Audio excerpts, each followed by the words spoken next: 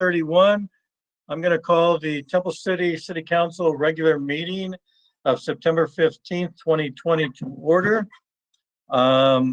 Before I have roll call, I want to, of course, say that pursuant to Section 3 of Executive Order number N29-20 issued by Governor Newsom on March 17th, 2020, cities are allowed to hold city council meetings via teleconferencing, and members of the public can observe and address the meeting telephonically or electronically. Okay, so I will ask Madam Clerk to please take roll call. Yes, Mayor. Councilmember Mann? Here. Councilmember Sternquist? Councilmember Sternquist? Here. Councilmember Viscara? Here. Mayor Pro Tem Yu? Here. Mayor Chavez? Here. Okay, just a reminder for those who are calling in, your microphone will be unmuted during public comment, and when public comment is open during an agendized item discussion. You can also email your request to speak to cityclerk@templecity.us. You should do that now and indicate on the subject line the item you wish to provide comment. So we will now move on to item 3 on our agenda, our invocation, and I'm pleased to welcome back as our special guest this evening, Pastor Jim Walden from the First Baptist Church right here in Temple City. It's a nice face to see after all this time. I'm hoping that you and your family are doing well, and we thank you so much for, of course, all you do for the community. I understand that you are now having your church services outside, and so I'm sure everyone is welcome, as you are one of the most welcoming persons I know on the face of the earth. So thank you for being that way, and for helping out the community. Really appreciate it. So with that, I'm going to turn it over to you, Pastor Walden, and it's all yours. You're too kind. It's good to be with you. So let's pray. Father, thank you for this meeting. Thank you for these men and women who give so selflessly of their time to lead and to govern. I'm so grateful to join them. And Father, we lift up Temple City. We lift up Los Angeles County, Southern and Northern California, especially with the fires. Oh God, we ask for your mercy. Thank you for the heroes and the firefighters and first responders in their lives for our safety. We ask you would knock those fires down. We also ask for the whole COVID pandemic, that your hand would be merciful. You would bless those who have experienced loss, both in finances as well as in family members, that they would know your comfort and encouragement. Please give this council great wisdom. Thank you again for their leadership. Protect them. And I look forward to what you're going to do. In your great name, Jesus, I say, amen. Amen. Thank you, Pastor Walden, for those comforting words, and may God bless you and your family as well. So thank you very much. So this time I will ask everyone to please join in the Pledge of Allegiance. Our clerk will hopefully put up our flag on our screen. And so if you all please stand, place your right hand over your heart. Ready, begin. I pledge allegiance to the flag of the United States of America and to the republic for which it stands, one nation, under God, one nation, under God, indivisible, and justice for all. with liberty and justice for all. Okay. Thank you very much for that. And again, Pastor Walden, thank you for being with us this evening. You're welcome to stay with us for a while, or if you want to go finish your dinner, certainly we won't take any offense to that either. So Appreciate it. Thank you again. Take care. Have a blessed night. Thank you. Bye-bye. Thank you. All right. We will now move on to ceremonial matters. We have no presentations this evening. And so we will now move to item number 6, which is our public comments. City Council will now hear public comments regarding items not listed on the agenda. The procedure to address City Council is highlighted on the first page of this agenda. So I will begin by asking our city clerk if we have any email requests to speak. Mayor, I do have 4 email public comments, but on the line, I think we have Peter Choi from Chamber of Commerce and possibly Jing Lee, Temple City Library Manager.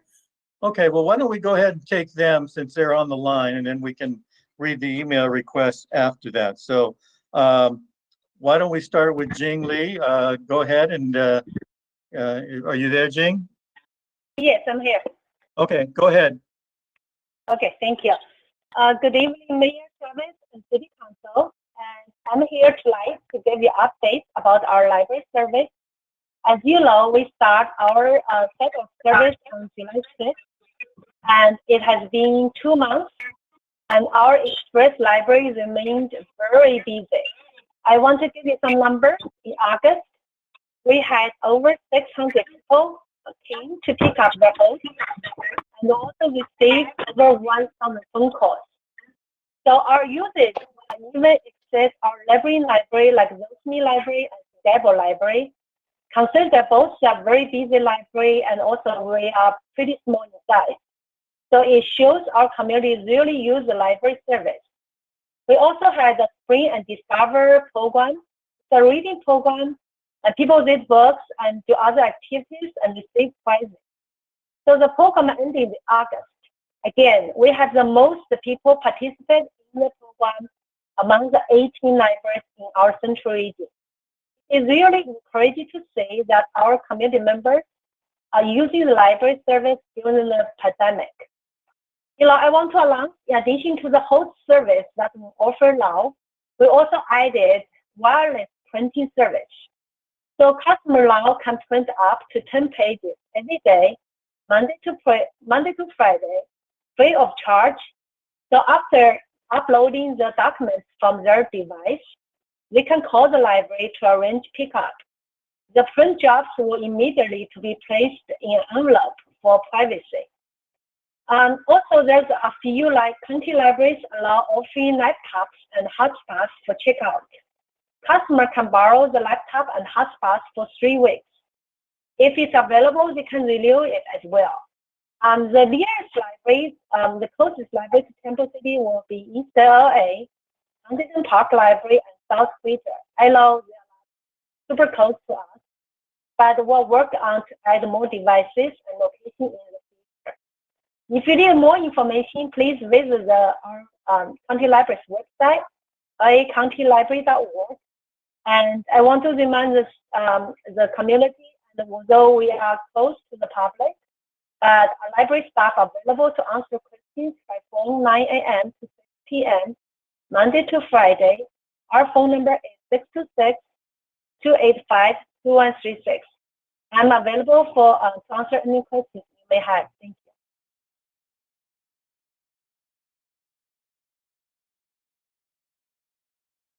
Thank you, Jing, very much for that information. Congratulations on your continued success, and thank you so much for trying to keep things together and providing those services to the community. Greatly appreciated. And we look forward, of course, at some point in time, hopefully sooner than later, to get you back into that new building, and we'll have a big celebration at that time. So thank you very much, and stay safe. Thank you. Okay, why don't we go to Peter? Peter, are you still on the line? Yes, Mayor Chavez, can you hear me? Yes, we can. Go ahead. Great. Mayor Chavez, City Council. Yes, I'm Peter Choi, President of the Temple City Chamber of Commerce. I wish I was there in person. There's nothing like seeing people when you talk to them, but here we are. I am here to announce a save the date for our annual gala. And of course, to support agenda item 7D and join city staff in requesting approval of the Chamber's annual agreement. And I thank city staff, especially City Manager Brian Cook and Assistant to the City Manager Brian Howard, for their work on crafting a scope of services that reflects and really fulfills where both the Chamber and the city business community is now and will be for some time. I look forward to presenting a full Chamber report on our activities at the next City Council meeting, hopefully on October 6th. But I will simply note that the Chamber is currently operating on a 2-track plan. The first is supporting the business community and assisting them with the tools and especially the information to survive this pandemic shutdown. The second track is focused on economic recovery and preparing for the future. And on that note, before I get to the save the date, I would like to highlight Temple City Today, which is the Chamber's monthly information seminars on Zoom. Our most recent was September 9th with guest speaker attorney Tony Tyre, who gave a presentation on estate planning. Previously, we had Dr. Willow Liu of the TAT Health Center in a special Chinese language presentation on dealing with stress and depression during the pandemic. And our October seminar will feature Donald J. Lowell from the Small Business Development Center at PCC with a presentation on grants, loans, and other financial support for small businesses. The seminars are free. Just contact the Chamber if you'd like to participate. I mentioned that our second track is focused on the economic recovery and preparing for the future.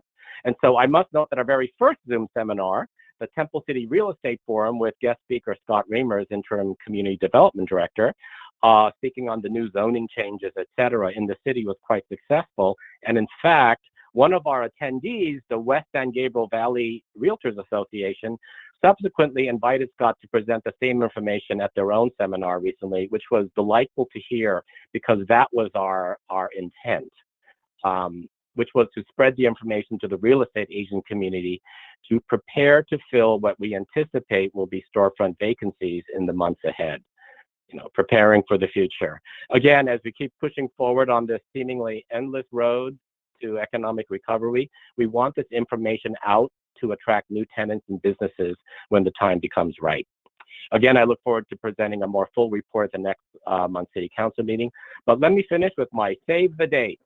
Thursday, November 12th will be our 2020 Annual Gala, the pandemic edition. It has been a grim year. This is our first social event, and we think people are eager to get together to celebrate. This year, it will be a virtual gala, and we feel we have figured out a way to recognize outstanding members of our community and, frankly, bring some light to what has been a rather down year. This year's gala is all about community heroes who have accomplished special merit during the pandemic through their actions and efforts.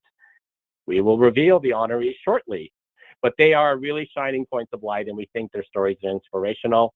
Thursday, November 12th, 4 o'clock. It'll be about an hour long, and then everybody can return to Netflix. Thank you to the city for your continued support, and a special congratulations and felicitations from the Chamber Board and our members to Council Member Fernando Vizcarra. Thank you, Mayor, for this time.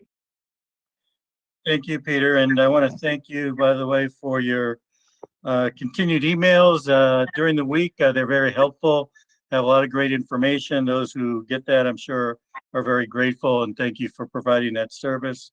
Thank you also for moving your meeting to Thursday. In the past few years, it's been on Wednesday nights, and I haven't been able to attend because I teach on Wednesday nights, but I'm grateful that it's on Thursday this week, so look forward to it. And it's nice to know that Scott's now a celebrity in the virtual world. So Right. Good for him. Well, he gave an excellent presentation, and so I was not he did. surprised that they wanted back. You guys know it as well from his many presentations to the city. And I must give a shout out to our Chamber staff and my assistant, Fawn Mack, for her great work on the e-newsletters, and couldn't do it without her. So thank you, Mayor. Well, thank you. Appreciate it. All right. So we'll look forward to hearing from you next time. So stay safe out there, and thank you very much. Okay. Thank you. Thank you. Thank you. So do we have anybody else on the line who would like to speak at this time? Okay. So I'll go ahead and go back. Hold it. Steve Gates is here regarding the sheriff's departments. I've been. Oh, yeah. Go ahead, Steve. I'm sorry. Go ahead. Hi. Bear with me Good here. I'm evening. not sure of the protocols and all. This is the first time I've ever done something like this. Well, you basically have 3 minutes to speak, so go ahead and say what you want to. Keep in mind that we're in the public comment session, so these are items that are not listed on the agenda. So whatever you say tonight can be considered. We just cannot take any action on that tonight. So go ahead.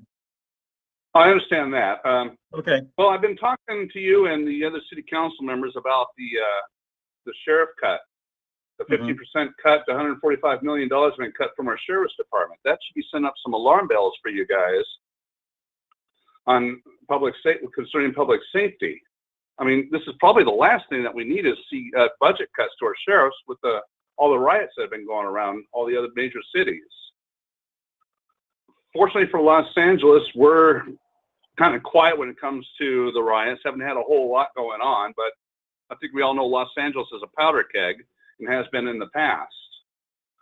I've seen and read reports where rioters are going into the suburbs similar to ours, and doing a whole lot of damage there. And I don't know if we would have the adequate support from our sheriffs or enough sheriffs to where we could stop something like that, especially with this budget cut that's been going on, or it's going to be going on. So what I've been suggesting is that we go ahead and put it on the agenda, meeting agenda, to talk about maybe opening up and starting maybe a San Gabriel Sheriff's Department of some type. Obviously, I know Temple City, we're not going to be able to afford it ourselves, but I figure with us and Alhambra, Arcadia, Pasadena, and all the other surrounding cities, you can at least start an exploratory committee of some type to see about putting sheriffs on. That would probably get the attention of the county, and maybe they will reconsider the budget cuts and maybe actually provide more funding. And if they find out you're serious and you're going forward with it, you could probably go to the state and request funding from the state for a San Gabriel Sheriff's Department. So this is what I'd like to see on the agenda, if you can do that and talk about this, and then maybe go talk to the other mayors. I mean, mayor to mayor calls carry a lot of weight, I would think, and you could probably suggest some of the ideas that you guys would kick around to the other mayors and come together on something like this. Okay, I don't know if you guys agree or disagree with me, but I'd welcome a little bit of a debate on this if you want to do this. Okay, well, I thank you for your comments. And as I said, at this point in the meeting, this is open to public comments. Unfortunately, we are not able to, at this point, comment or debate or speak on the subject. Certainly, we take your comments to heart, and if it's something that the council would like to move forward on the future, we'll certainly take a look at that. I would also suggest that you might want to consider attending our monthly sheriff's meetings we have once a month with our sheriff, and also our neighborhood watch programs to address any concerns that you may have regarding the public safety aspect of what the sheriff already provides for us and what we hope to do in the future. So you can get those dates online. Brian, when is our next sheriff meeting? Is that this month or is it next month? I think it's this month, isn't it? It is this month, sir. Okay, I think it's the last Wednesday of the month. Yes. Correct? I'm sure it'll be on your website. I'm sure it'll be on the website it'll- somewhere. Yeah, it'll be on the website. So I would suggest that certainly tune into that, and again, you're free to ask questions and get some more information that might be helpful for you and for the sheriff as well. So thank you for your comments tonight, and we look forward to speaking with you in the future. Okay. Okay, but I would ask you one final question. Will you please put this on the agenda? Well, that's for next something month? that was still to be determined. I'm not going to say yes or no, or maybe it's something that the council can decide. We can place things on the agenda. When and how we're going to do that certainly would be something up for consideration, but I'm not going to be able to answer that right now. Okay, well, thank you very much. I appreciate you. All right. Well, you're welcome. Thank you for coming. Appreciate it. And thank you Okay. too. Thank you for having the service. Thank you. All right. So I will go ahead, and unless there's anyone else on the line who wishes to speak, I'm going to go ahead and turn this back over to our city clerk to read the emails that she received for public comment. So, Madam Clerk, it's all yours. Thank you, Mayor. The first email is from Stephanie Moreno. She is with the San Gabriel Basin Water Quality Authority. It's an invitation to invite council to their special updates for city officials on Thursday, October 1st, 2020, 2 p.m. It's an online webinar. The second email is from Elizabeth Mason, and I'm just going to read what she says. Dear City Council members, city staff, and fellow residents, As the election season is coming up, I would like to draw your attention to Prop 16, which is about government preferences. The California Constitution says, the state shall not discriminate against or grant preferential treatment to any individual or group on the basis of race, sex, color, ethnicity, or national origin in the operation of public employment, public education, or public contracting. Proposition 16 will strike out and eliminate this language from the California Constitution. No substitute is provided. However, the summary being put forth to voter is this: allow diversity as a factor in public employment, education, and contracting decisions. Legislative constitutional amendment. If diversity is the goal, according to the summary, why eliminate the Constitution that says you cannot benefit one race, gender over another? Why not propose a proposition that says it? If you specifically benefit one race, gender over another, isn't that discrimination? Some people say that this proposition will hurt one or two races specifically because of their higher performance in college admissions, which I don't agree. In the long term, it hurts everyone and it hurts our state because Prop 16 will eliminate equal opportunity and fair competition, which make California one of the most prosperous and diversified states in the whole country. Therefore, please take the time to read everything this year and be an informed voter. I also urge the council to take a position to oppose Prop 16. Prop 16 will legalize discrimination and waste tax money to fund the bureaucracy. Our city doesn't need it. California doesn't need it. A concerned resident, Elizabeth Mason.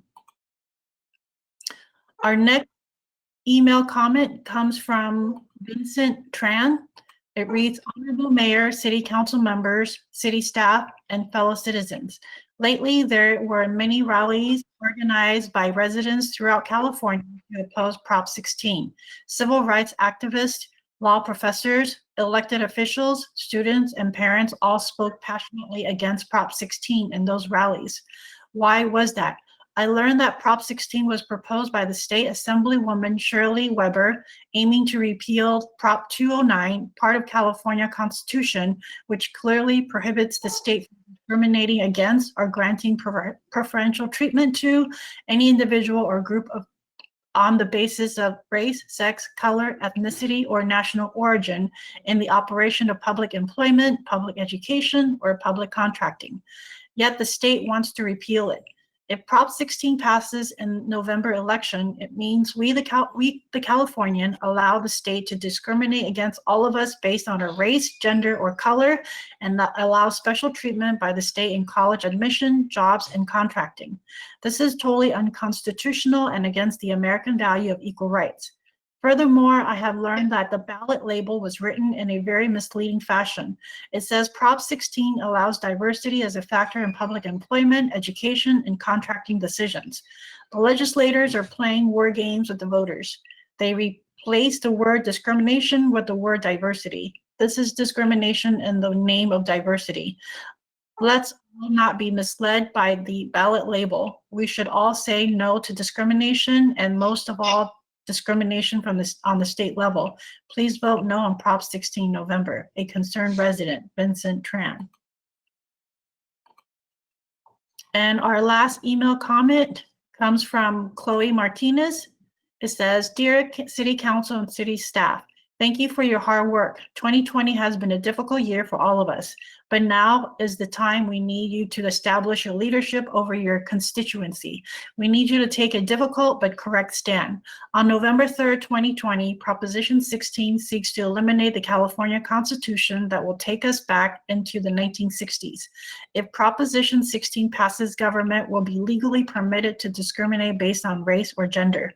Although Prop 16 is summarized as providing for diversity, governmental preferences is a legalized form of discrimination. You as elected officials will no longer be permitted to work with companies with the best pricing and quality. You will be forced to work with whatever or whoever the state requires you to based on a preference, which is ambiguous on its face. You will be facing fiscal impact that's caused by less open competitions. Further, your residents will be impacted. You will need to explain to certain races and genders that they get a minus, not based on their merit, but merely because they were born into the wrong race or gender. That's why, as a resident and constituent, I am requesting you to take a public stand against Proposition 16.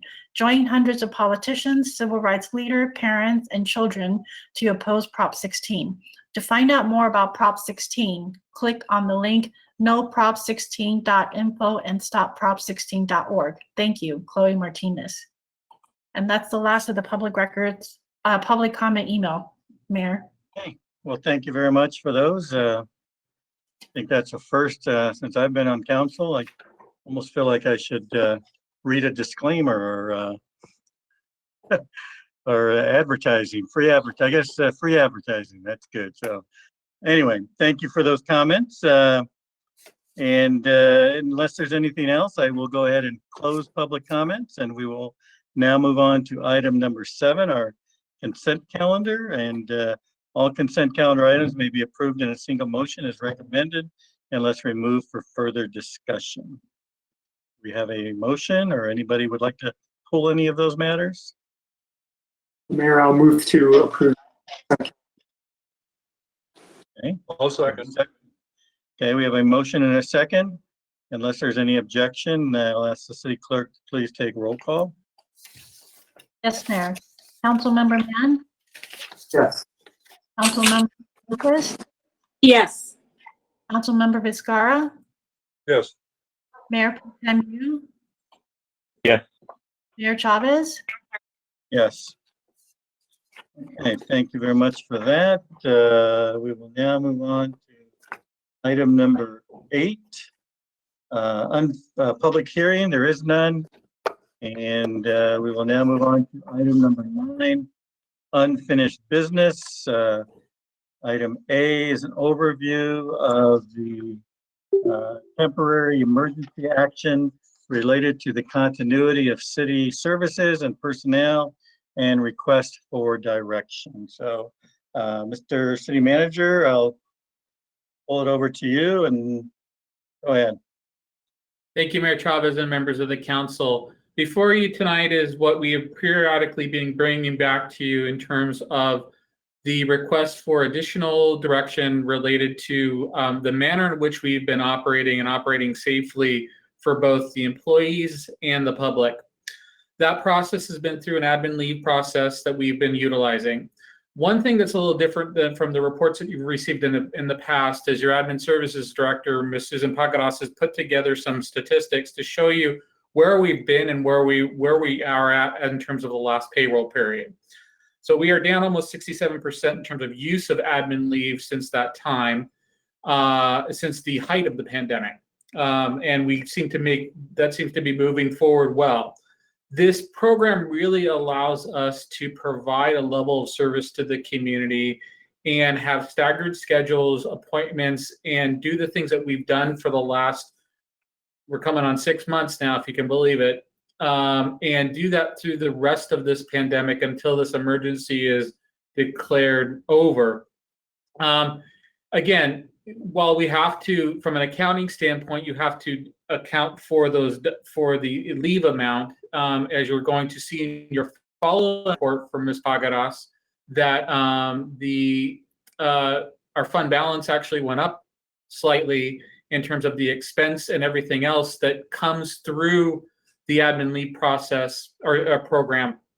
It's funds that we are essentially budgeting, we're just crediting elsewhere is expenses. So that's the report is there. If you have any questions, and we'd like, and the recommendation is there as well. If you have any questions, happy to answer them. Thank you for your continued support. Thank you to the council. Thank you to all the employees for their dedicated work. Okay, thank you. So we'll begin with council questions. Councilmember Mann. I have no question. Thank you. Thank you. Councilmember Sternquist, any questions? No questions. Thank you. Councilmember Vizcarra. No questions. Thank you. Mayor Pro Tem Yu. Mr. Mayor, thank you. I do have a question. I love this administrative leave. Is really a means to help the city manager manage his staff, because one way to look at it is really look at the inefficiency built in because of COVID requirements, social distancing, and so forth. So the question that I have for the Mr. City Manager is that, is there any chance that some of these costs might be recoverable in the future from either CARES Act or some other means? Because really, these are inefficiencies that you incur in the course of your conducting city business due to COVID-19. That's a great question, Mayor Pro Tem Yu.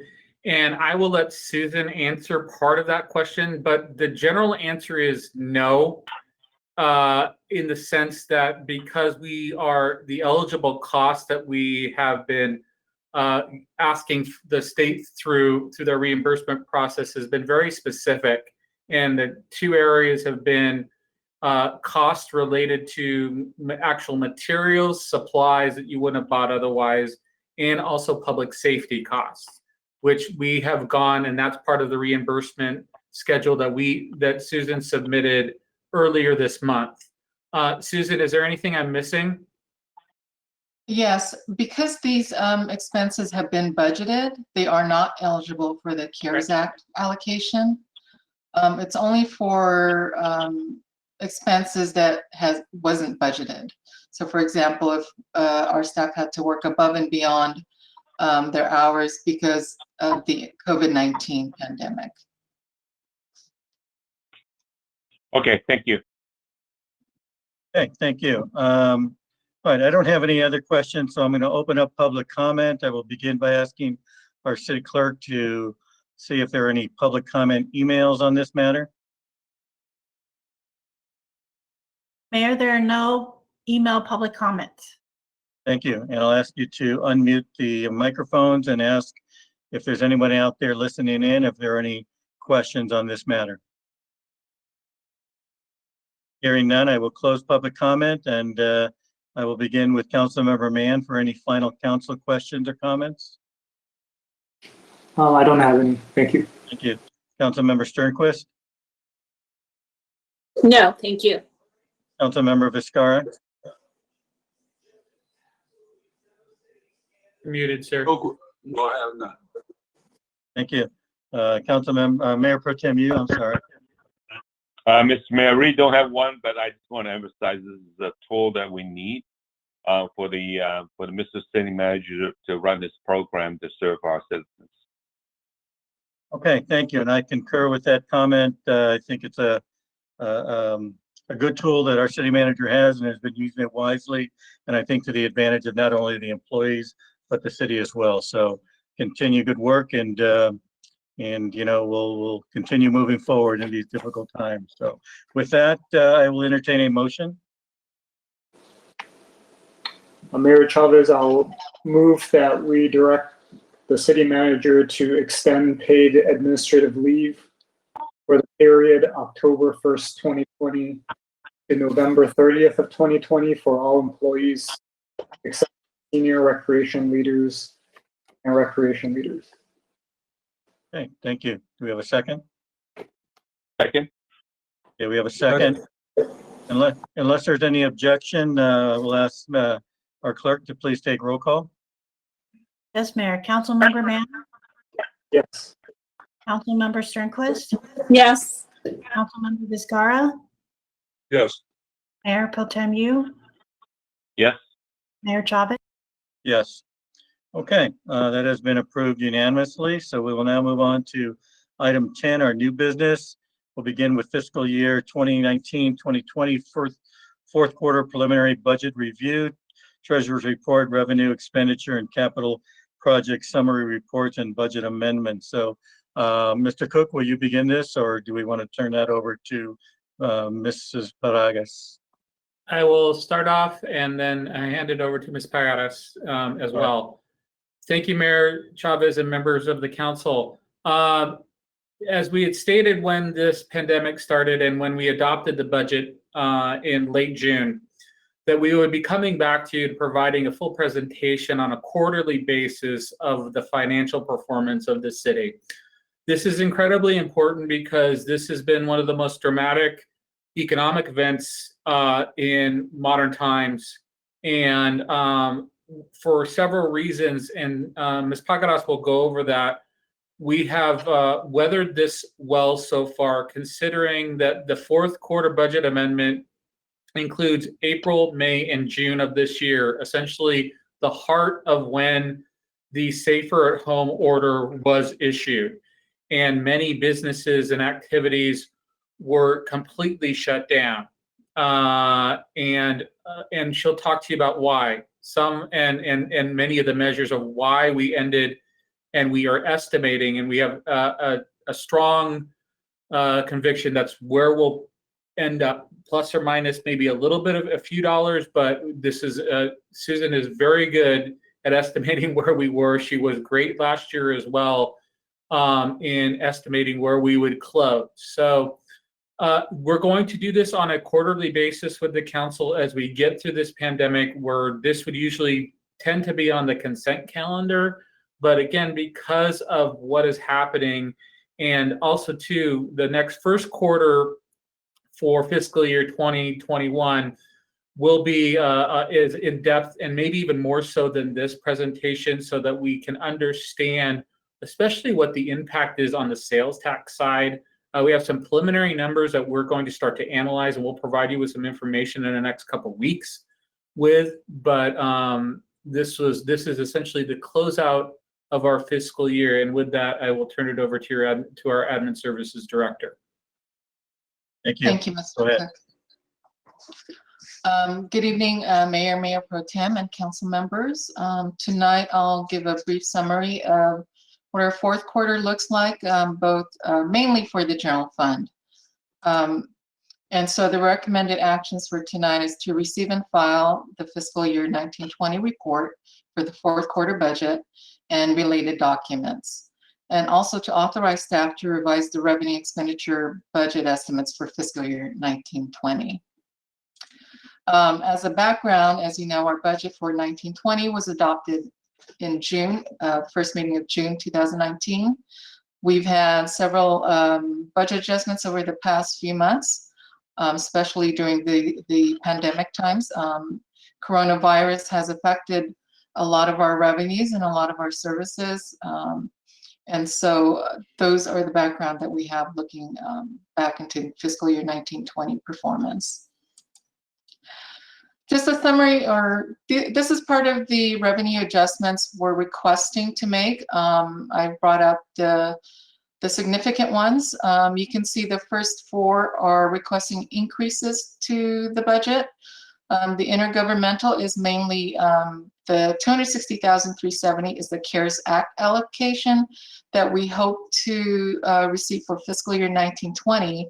However, as you see, I have an asterisk on there. The recognition of this revenue is pending the ruling of the Federal Office of Management and Budget. So a lot of agencies are waiting for their ruling to determine whether we record the part of the allocation in fiscal year 1920, or do we record it all in fiscal year 2021. So I'll have a couple scenarios towards the end regarding our fund balance on that. Should the OMB, Office of Management and Budget, determine that we should be recording fiscal year 2021, we will void this request for the budget adjustment. So next one's the interest allocation. We have done well, at least above the budgeted amount. What we've done during the year is, as funds are available, whether through revenues or through maturities of other investments, we've put into the LAIF fund. It allows us to have more liquidity. And additionally, at that time, LAIF was having higher interest rates than the other investment forms. So that's one of the reasons why we are doing well in the interest income. Although for fiscal year 2021, because the rates are low, we probably won't experience this size of investment income. Just to keep you updated about LAIF, they still continue to be higher than the other CDs. The longer term CDs and securities do have higher or slightly higher interest rates than a 1-year or 2-year term. However, life still beats the interest rates on the long-term investments. The next two, property allocation in lieu vehicle license fees, are related to our property taxes. As you can see, it's increased by, the property tax allocation is 4.6%, and in lieu vehicle license fee at 3.3%. What happened is the assessed valuation or property assessed valuation in the city of Temple City has increased by 5.8% over the fiscal year 18-19 assessed valuation. So that is the main reason why we are receiving higher property tax allocation. And as you know, in lieu vehicle license fee is also based on property taxes. The next, the bottom or the last revenue categories, these have all been affected primarily by the COVID-19 pandemic. The restrictions put on businesses and the community. As you can see, facility rental fees have declined by almost 42%. We've heeded the county's health department's order to have social distancing, which results in us canceling a lot of our programs and events, including the rental of the facilities. Our temporary parking permit fees are down as we're suspending the enforcement of it. To date, I believe our revenues are down by 50 or 25%. And to date, beginning in fiscal year 2021, we have no revenues there. So until we start enforcing and collecting permit fees, we continue to have zero revenues for this year. Recreation fees is the one that really hit us hard as we had to cancel all the programs. And during the time that we would have had summer programs, our busiest, one of our busiest times of the year. So we've already decreased the budget at the third quarter review. We're requesting another $48,000 at this fourth quarter review to have a revised budget about $251,880. This is a reduction of over $320,000 from the adopted budget. So that tells you how much it has affected our recreational programs. The zoning fees, plan check fees, and building permit fees reflect the reduced activity we've had in our community development department. You can see building permit fees are down because construction was also affected by the COVID-19 health order. And then lastly, the sales tax fees, we've already, as you know, reduced this at the third quarter. The actual sales tax we've received is actually closer to the $1.9 million. So we're requesting an additional $60,400 reduction. Although we aren't sure, and our advisor HDL doesn't have the information about how much of the sales tax remain deferred. So, for example, if the businesses collected sales tax for fiscal year 1920, we don't have an idea of how much of that is being deferred in September, October, and so forth. So, but the good news is we could record those revenues under fiscal year 2021 because we only have a 2-month recognition for sales tax. So that is it for the general fund adjustment. And then the next is a chart, just to give you an idea of where we've come from. And then the blue reflects our adopted budget that we adopted back in on June 6th. Of 2019. And then the orange is our current revenue budget that we've made adjustments through the third quarter. And then the gray is the proposed budget adjustment with all the budget adjustments we're requesting for you to approve. So as you can see, miscellaneous is over $1 million. And again, that is comprised of the interest income, the additional Proposition A fund exchange with Foothill Transit of $562,500, and also the CARES Act allocation of 260,000 and change. So that's what that increase is that we didn't budget in the beginning.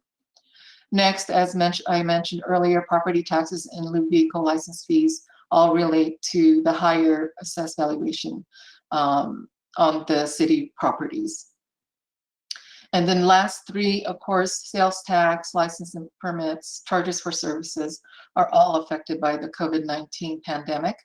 And the numbers you see on there are the difference between the adopted and the proposed, just to give you an idea what those numbers mean.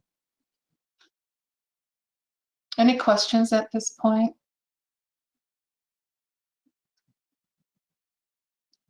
Susan? Yes. Great. Hi, Susan, it's Question. Cynthia. Hi, council member. For the assessment, property assessment, I know, Yeah. I think last year we thought that the assessment, the valuation would go down. So it's actually gone up for property values? Yes, based on the county reports, it's gone up, and actually it's also going up for this year. So they give out the reports every August, and Okay. I'm trying to look for the number of how much they expect to increase this year. I think it's about 4.6% also, not as high as the 5.8, But still really good. yes, it's really good. And I'll get So- into Is that what. like for a 5-year projection, would that be considered to at least be stable at that 4% rate or 4.5?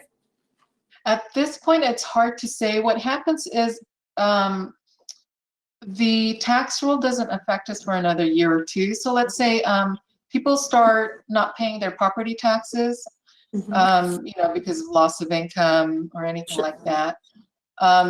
As it got triggered in the last recession, there were, adjustments in the valuation. So at this point, we don't know that because the sales are still, there's still home sales, not as much, but the pricing of the homes are still up there. It has not gone down. Okay, So, thank you. It's hard to say, yes. Okay, thank you. Sure. Mayor Pro Tem, you had a question?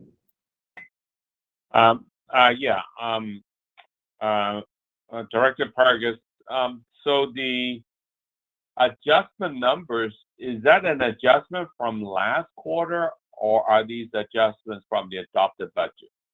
They're an adjustment from the last quarter, Mayor Pro Tem. So These that, numbers on this list are based on the current budget, which is from last quarter's adjustments. Oops. This chart, as you can see, here's the adopted budget is in the blue. right. And then the current So- would be the third quarter adjustments. Yeah. Okay. All right. Thank you. Mhm. So,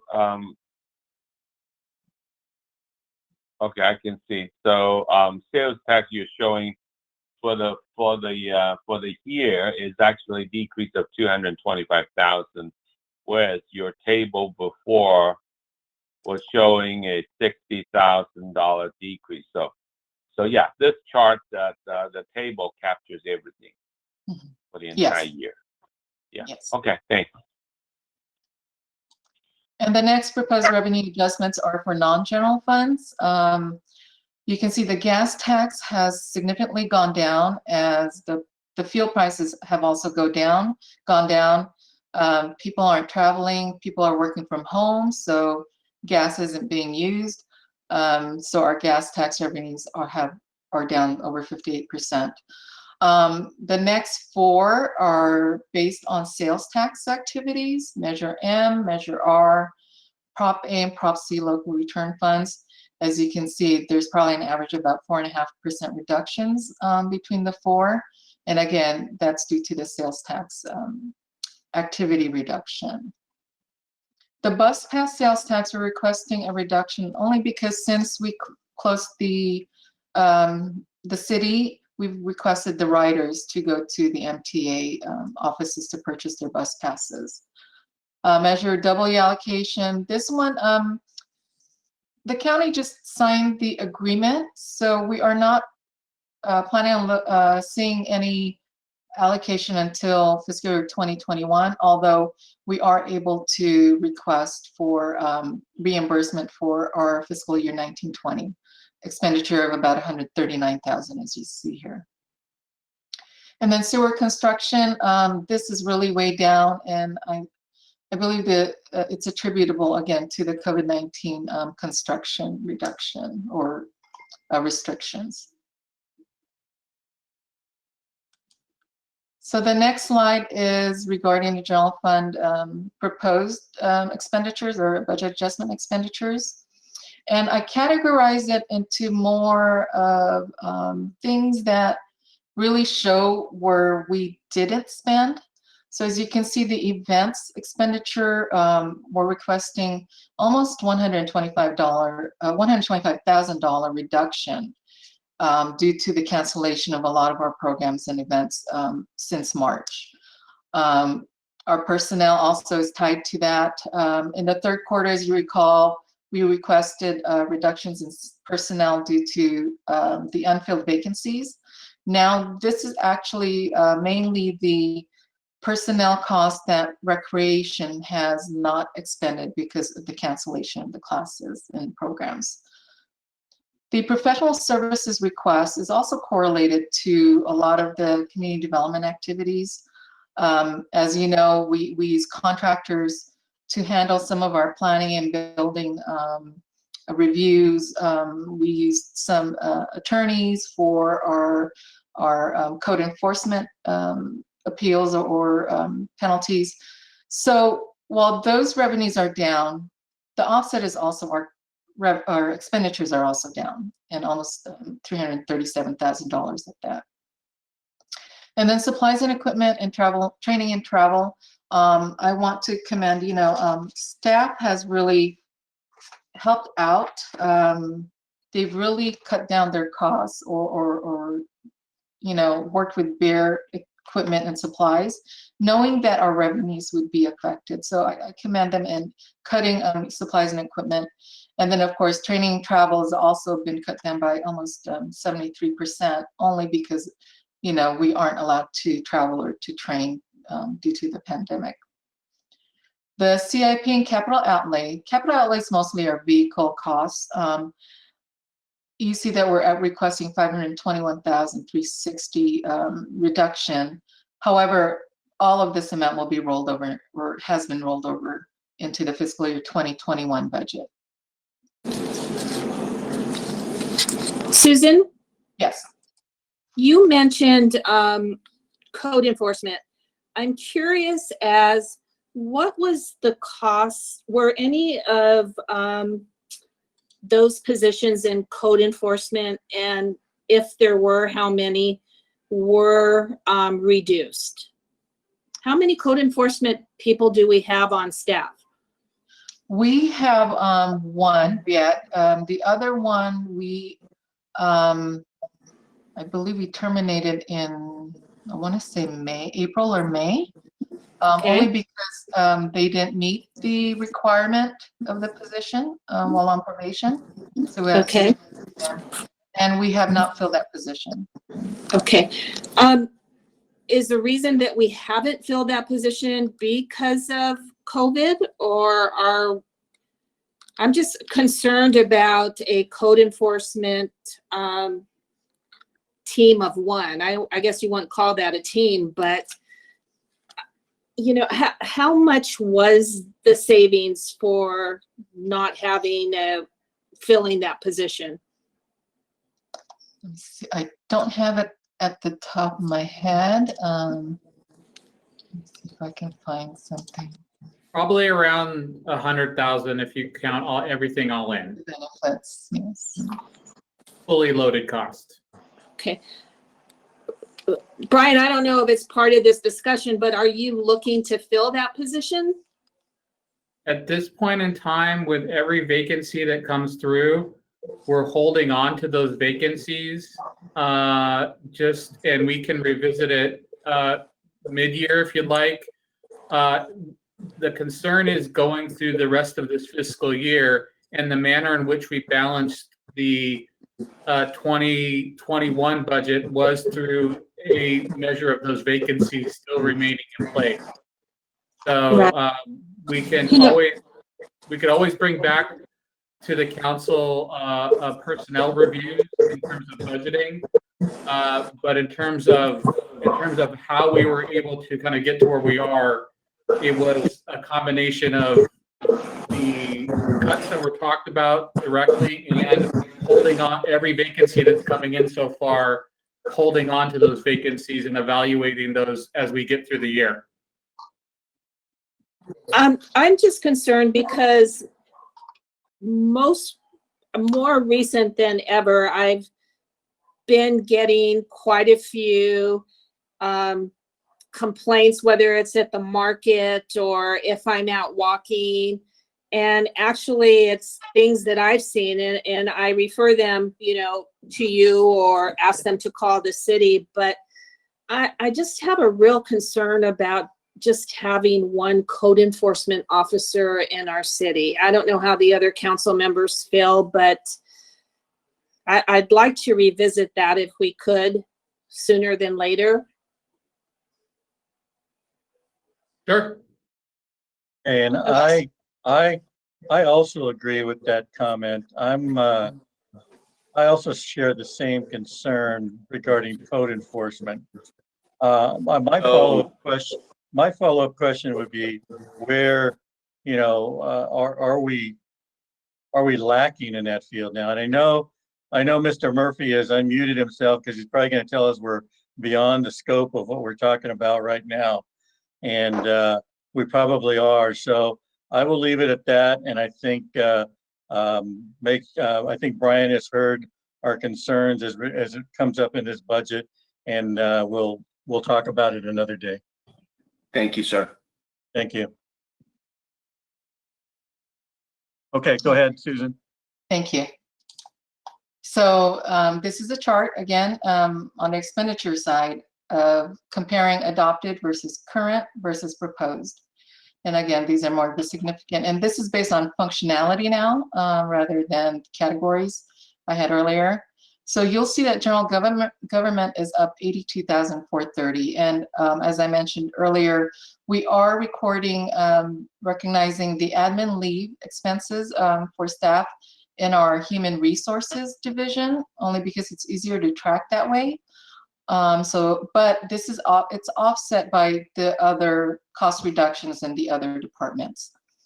So public safety, as you see, and again, this is adopted versus proposed or proposed versus adopted.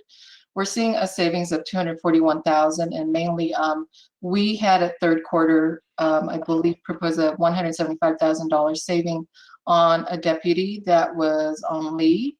And so here is our savings. And then let me just pull up my notes here.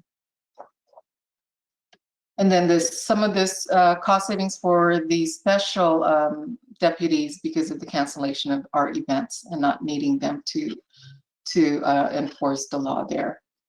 Community development portion, the primary portion of the savings in community development is because of the contractors not being used at all times.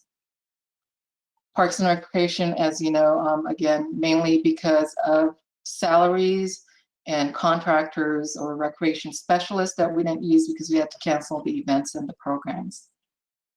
CIP mentioned earlier, this will be rolled over into fiscal year 2021. And then the public works, you'll see the 386,675. $380,000 of that, to remind you, is because of we canceled the subsidy to the lighting and landscape district because of the passage of SB 324. So that's really the bulk of the reduction in public works. So you can see the green is the adopted, orange is the current, and the goldenrod is more of the proposed budget. And then for non-general fund, again, we're for lighting landscape district on maintenance and operations, we're requesting a total of $123,000 reduction. a majority of that reduction is due to the savings we've experienced with the lighting expenses. The bulbs or the lamps from the lamp posts have been converted to LED lighting. So our actual cost reduction is about $43,000. We had budgeted higher because we were expecting higher utility bills, as you know, Edison always increases their fees every year. However, we are requesting almost $100,000 in reduction for utility bills. And the rest of it is, again, the CIP or the capital outlay vehicles. These will be rolled over into the fiscal year 2021. Most of these have been rolled over. For example, for Lighting Landscape District, this is for the wheel loader. The wheel loader did not come in by June 30th. It came in, I believe, just a few weeks ago. So we have to reflect the cost in fiscal year 2021. So that you'll see a budget amendment for that in the first quarter review. So that is your road maintenance. All these will be in your capital outlay or CIP project in fiscal year 2021. Any questions at this point? No? Okay, so moving forward. So the general fund balance, this is our estimates. So I want to say about 95, 96% of our actual revenues and expenditures have been accounted for. And if it wasn't, it's very little. You can see our revenues, the actuals is just under, is a little over 14.9 million, and our expenditures are over 15.3 million. So the deficit is $390,000. One thing I want to note, though, is this 15.3 million includes the 1.5 million that we contributed to the library project. So even then, we were still doing well, even though, I mean, it's only under $400,000 deficit. And then we have a small net transfers, which brings our deficit down to $370,000. Then we brought in the one-time revenues through your direction with the property fund exchange. The CARES Act allocation, of course, if that sticks in fiscal year 19-20, the one-time revenues gave us almost $823,000 of additional revenues. So the net surplus, the estimated net surplus with the one-time revenues is $452,779. Now this amount, along with the audited fund balance, will give us an estimated fund balance of almost $20.5 million. However, on the next slide, should the OMB tell us that no, you have to recognize the CARES Act allocation in fiscal year 2021, our net surplus with the deficit, or our net surplus without the CARES Act fund goes down to $192,409, which is still a surplus. And when you think about it, the $1.5 million is included in the expenditures. So from $20.5 million, we were looking at possibly $20.23 million of fund balance. Now, you might ask, okay, how did we do this? How did we only come up with a deficit of $370,000? Well, our key success factors were the increased revenues, the investment income, the one-time revenues, and the property tax revenues, which includes the in-lieu vehicle licenses. So that really helped in alleviating those losses we had to experience because of the COVID-19 pandemic. And in addition to increased revenues, we also had lower expenditures because one, the expenditure control not only by staff, but also because of the unfilled vacancies that we left, and that helped us achieve our surplus. So without, I think that was, so that's the summary. So that's what helped us with our surplus. So an increase in revenues, reduction in expenditures, so that created the surplus. However, for fiscal year 2021, our financial outlook, may not be so bright. It all depends, of course, when a vaccine or when the order to start having regular life, whatever regular is now, how that will affect us next year. We're already into the first quarter. It's already September 15th, halfway into September, and we're almost done with the first quarter. We continue to lose sales tax revenues, although the outdoor dining should help us recoup some of that loss. The transient occupancy tax, not sure when the hotels are opening up. I know they're not opening up 100%. Our continued temporary parking permit suspension. Again, it's already first quarter, and we budgeted, I believe, 200,000 last year. So first quarter, we're looking at a loss of about 50,000. We've already budgeting 150,000 this year, anticipating that we'll be back in full swing by October. However, that's something we'll need to discuss further. But first quarter temporary parking permits, we're already at a loss there. Real property transfer tax. Not as many sales are going on, even though the prices of the homes are holding steady. In fact, I think for Temple City, it increased a little bit for the price of the homes. So, transfer tax is also another revenue stream that we take into account. It's almost, compared to fiscal year 18-19, it's almost a 25% decrease compared to fiscal year 19-20. And then, of course, what's saving us is the correlated revenues and expenditures, as they most often, zero themselves out.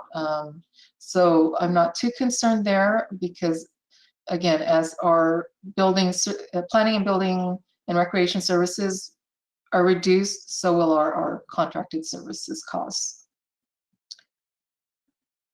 The property assessed valuations, again, at this time, the county is looking at an increase of over 4% of our assessed valuation.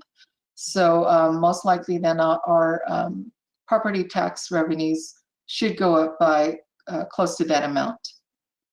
And if they do decide to make an adjustment like they did back in 2008, I believe,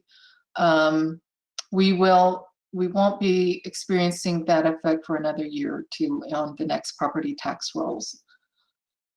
Then the last one that we need to monitor is the impact of our deferred maintenance and upgrades. For example, we're deferring the AC units and the roof. Luckily, we only have staggered staff coming to the offices, so there's not a demand to run the AC all the time, or there's not the roof hopefully will last a few more years. And then also the upgrades. When I speak about upgrades, I'm being selfish and talking about the financial upgrades. We were planning to budget that this year to be able to hopefully be more efficient. But we can work around it for now and wait until the city is back on better financial ground. So this ends my presentation, but staff will continue to monitor our revenues and expenditures, especially as COVID-19 restrictions continue. Council will be updated, as Mr. Cook mentioned, on any significant changes at least every quarter. And then I truly have high confidence not only with the city manager and staff to work together, but also your prudent and direction and leadership to keep the city in the best financial conditions. So we will get through this. We will make the city continue to serve the community. Thank you very much. Thank you for that report. We'll begin with any council questions. I'll begin with Councilmember Mann.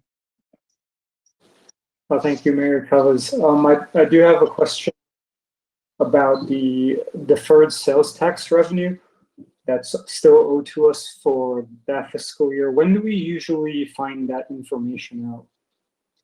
Well, it's a little bit harder nowadays. Before, the way the state would give us our Our sales tax is based on an estimate of last year's numbers and then true it up at the very end. However, I'm sure they're having difficulty in trying to keep track of things. HDL would always be the first one to know where we stand. They don't have those numbers yet. So it's hard to say what those deferred revenues are because we don't know how many businesses took advantage of that program. Okay, that's all the questions I have. Thank you. Thank you. Councilmember Sternquist, any questions? No questions, thank you. Thank you. Councilmember Viscar, any questions? Just one simplistic one. The assessed valuations are not necessarily the money that is paid in on taxes, right? That's correct. Okay. So we just go on previous experience? Yes, I always budget lower than what the county projects our assessed valuations would be. I try to be conservative that way.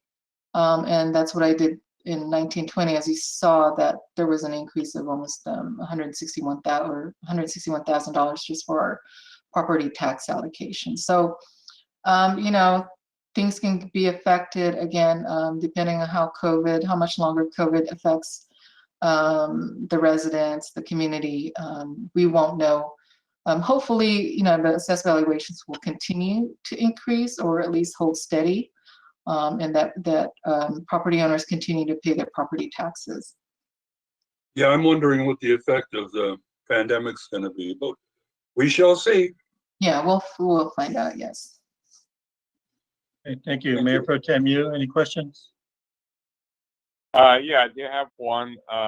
Thank you. And that is you mind explaining Prop A exchange? How does that work? Yeah. And So what did we give up to get that exchange? Yes. So agencies get, you know, when they get their Proposition A local return fund allocation, they have a time limit on to do certain projects. And what happens is certain agencies use Prop A funds more than other cities or agencies only because they have more projects, whereas for example, us, we don't really have a project and the expiration date is coming up. You have to use the funds, I believe within 3 or 4 years, maybe in 5 years. If you don't, you have to return it to MTA. However, they allow us to exchange or sell the Prop A funds to other agencies at a lower rate. So for example, you don't get 1-to-1. We sold our Prop A money for $750,000 of our Prop A monies for 75 cents to the dollar. So the $750,000 we gave in Prop A monies, we got $562,500 in general fund monies, which we can use for any general fund operational costs. Whereas Prop A is limited and is restricted to only Prop A uses. So that's how that works. You can negotiate with other cities. I've seen cities sell their Prop A funds for 70 cents to a dollar. So Foothill Transit is one of the higher agencies I know that gives a good exchange rate, if you want to call it that. Yeah, the reason I asked is really that because it's not like free money. We actually did give up some when we exchange it.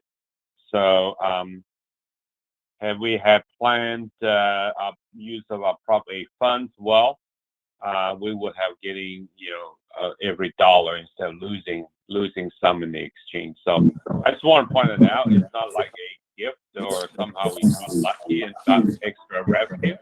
It's actually revenue that we actually had given up some in order to gain that revenue. That's correct. Thanks.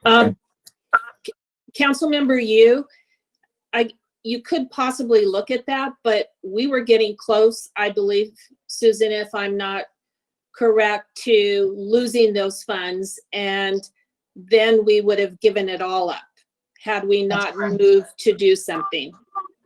Yes. Yeah, but my point is that with proper planning, that we should be able to get the full benefit of that property funding.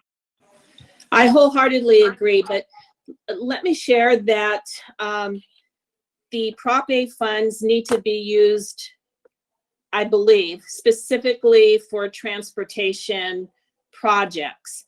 And if you don't have a transportation project, and we probably didn't have anything at the works at the time over the 4 years, then you lose it.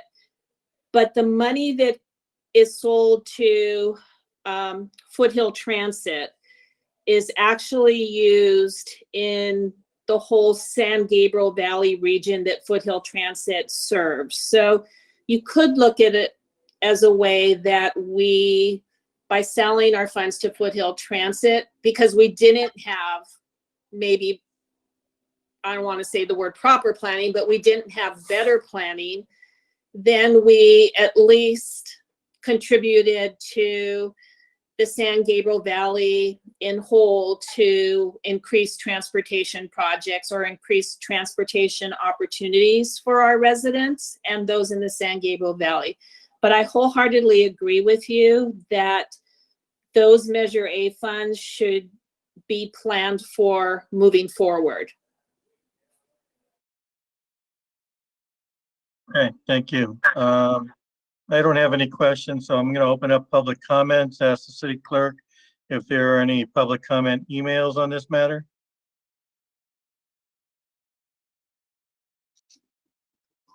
Mayor Chavez, there are no email public comments. Okay, and is there anybody listening in online who would like to comment at this time? Hearing none, I will close public comment and I will take any final council questions or comments. Mayor Pro Tem Yu, any final questions or comments? Mr. Mayor, thank you. I think that overall, I think we're doing a very fine job in balancing our budget, in spite of what I just said about Prop A exchange. But I think overall, in a post or in a COVID environment, not post, we're not out of it quite yet. I think for any municipalities to be able to not in the deep hole, I think it's something that we should celebrate. Thank you. Thank you. Councilmember Viscar? No comments. She did a good job. Thank you. Councilmember Sternquist? I agree with Councilmember Yu. I just want to ensure that any cost savings we get from not filling any of our vacancies, that we take a close look at what those vacant positions do and how we are, making things work and keeping things, as good as they have been with, I want to make sure we have the same type of work being taken in that, or being given that we have had prior to, not having the person fill that position. I don't know. That just sounds like a lot of mumbling because my dog is on top of my feet. But anyway, I just want to ensure that our, our positions that are vacant, that our community is not lacking in anything. So I want to make sure that we take a closer look at, do we need to fill those positions or not? I just don't want to get by. I want to make sure that our community is being serviced at the same rate. And Okay, that's it. Thank you. Councilmember Mann, any final questions or comments? I just want to say I thought the report was really good. It really broke down some interesting facts. I mean, a lot of things we didn't really know when we were making a lot of assumptions about, which revenue was going to go down, which ones would go up. And for me, I think sales tax was no surprise, but the property tax side was kind of a surprise. I do concur with Mayor Pro Tem Yu about the fact that, we're not in a severe budget crisis or massive deficit some other municipalities are during this crisis, I think that's a great blessing. And I think that's, I know Ms. Paragas had commented on council's prudent fiscal policy, but I think it also takes a lot of creativity from staff side to be aligned with that policy. And so I just want to recognize it as a team effort, not just one singular person making all this happen. And I just want to extend my appreciation to everyone who contributed to that. Thank you. Thank you. I basically echo my colleagues' comments. I think staff has done an extraordinary job of keeping our finances in order and making sure that we're fiscally sound. It's not easy in today's world, obviously.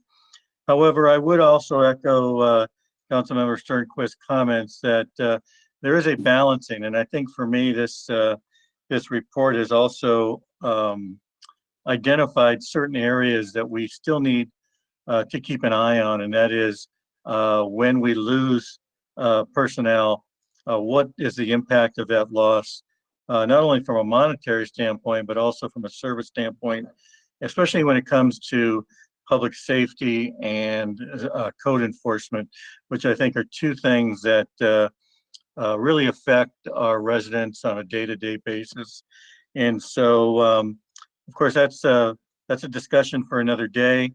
I know that Brian and staff are aware of those issues and have that in mind in making these difficult decisions as well. So, but for me, it does point out certain areas that we certainly need to keep a closer look at, and and balance. I know it's difficult when we have to balance cost savings versus service areas, and when it comes to keeping our residents safe and our community in good shape. So I applaud all that have worked on this, and I thank you, Susan, and the rest of your staff, and continue to do a great job. So with that, I will entertain a motion. Anybody would at this point like to make a motion? Mr. Mayor, I move that we receive and file the fiscal year 2019 fourth quarter budget report and related documents, and authorize Mr. City Manager to revise revenue and expenditure estimates for fiscal year 19 to 20. Okay, thank you. Do we have a second? Second. Okay, we have a motion and a second. Unless there's any objection, I'll ask our city clerk to please take roll call. Yes, Mayor. Councilmember Mann? Yes. Councilmember Sternquist? Yes. Councilmember Vizcarra? Yes. Mayor Pro Tem Yu? Yes. Mayor Chavez? Yes. Yeah, I know that the night is getting late. I'm gonna take a quick break right here. I've got 8:54. Why don't we come back at 9 o'clock and we'll resume our meeting.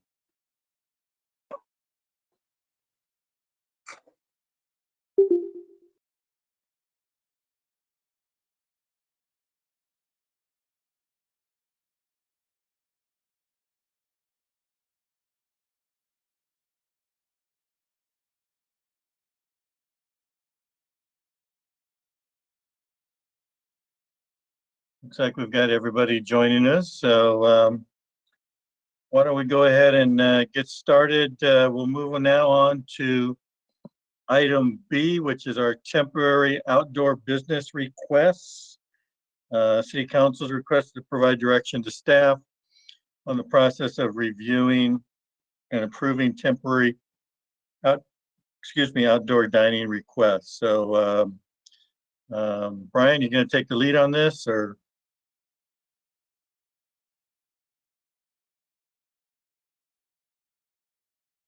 Can you hear me, Brian?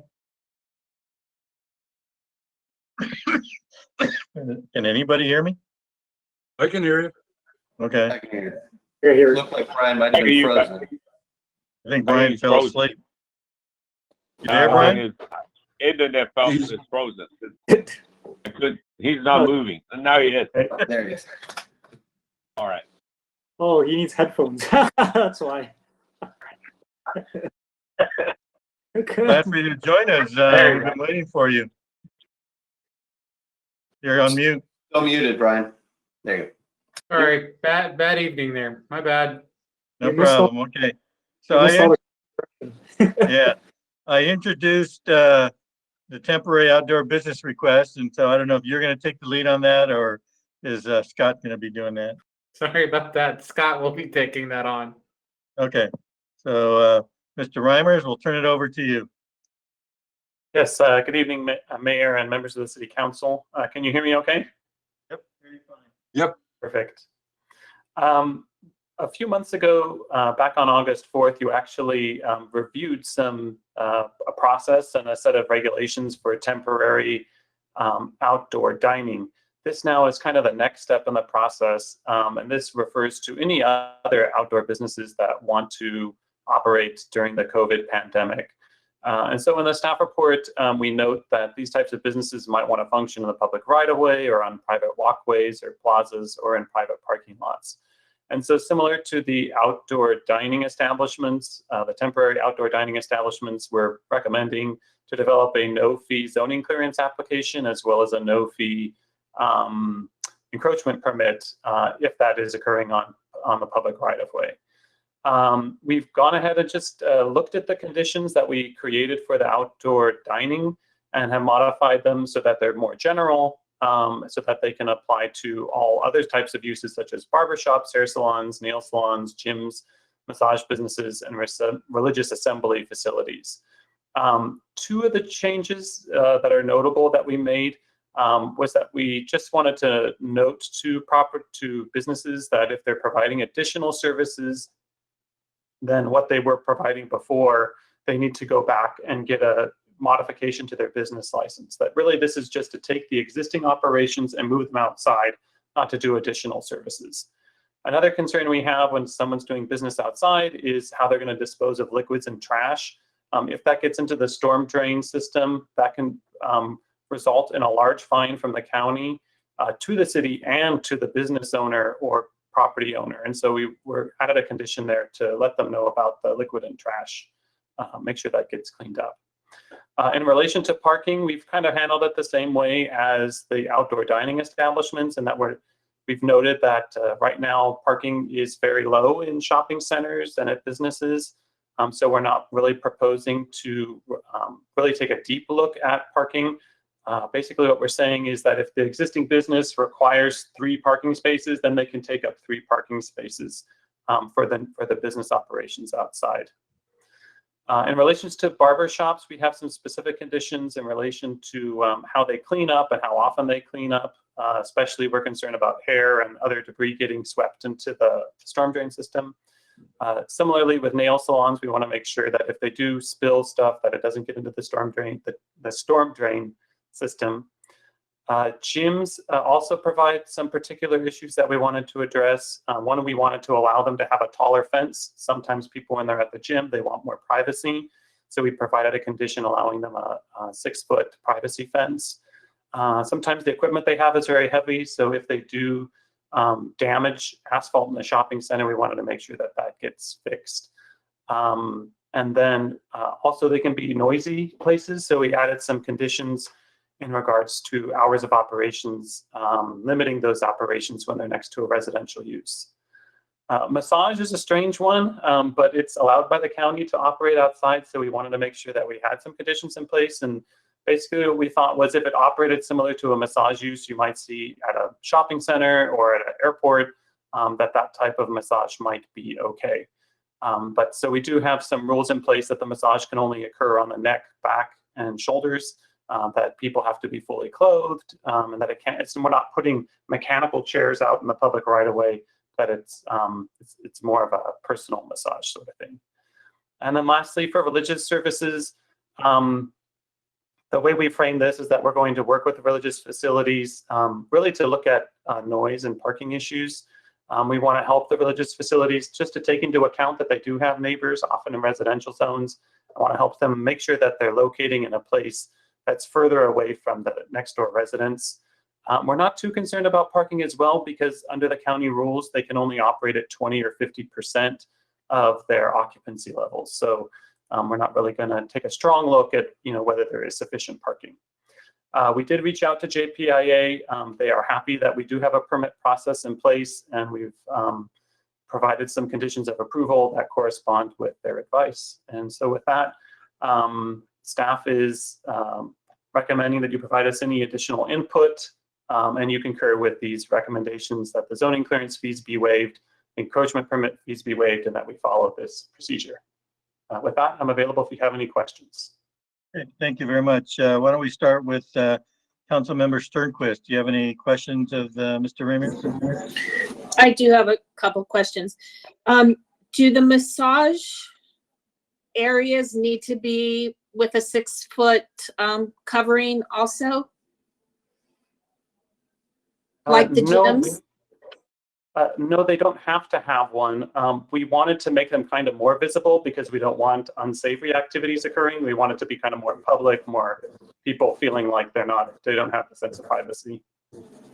Okay, and what about the gyms? What do they need to provide for 6 feet? Is it some type of lattice screening, or do we specify what they need? I'm curious, like what might some of these gyms put up? Yeah, I'd be comfortable with a chain link fence with green, erosion fence that you often would see at a construction site. But if the council wants to set a higher standard, then we can set a higher standard. Okay, I'm just concerned that we should maybe look at what we're going to allow gyms to put up instead of just leaving it open-ended.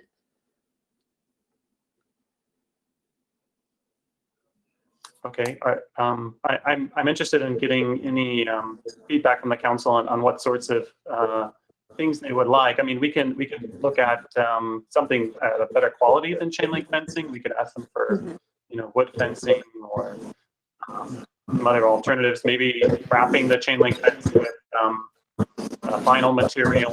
But I don't think we want a large sign on it, so I don't want to put a big banner on it. Maybe something like that. Okay. Scott, what is the county's thinking behind fencing around the gyms?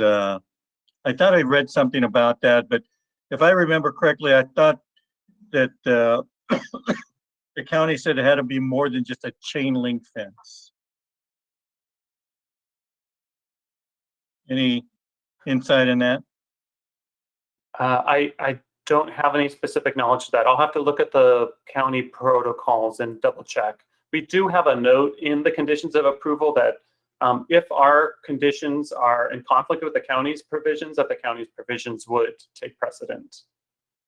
Now, do we have any gyms in the city that are actually open at this time? Oh, yeah. Which gym? The one at Rosemead Square is open. One at Rosemead. So the big one is open? Planet Fitness. Planet Fitness is open? And are people going inside? People going in and out, yeah. Brian, is that true? I thought you couldn't go inside gyms at this time. I'd have to double check on the public health order, but I believe that gyms are not allowed, or if there may be a service in there that they can still do, but in terms of overall typical use of a gym, that's not allowed under the current health order. We can follow up. I drove by it on the back, and I could see it, and people were working out. That must have been recent. I actually saw they started advertising again on TV saying welcome back, and that was today. So I think they are open. We'll follow up on that. Okay, well, is that a code enforcement issue?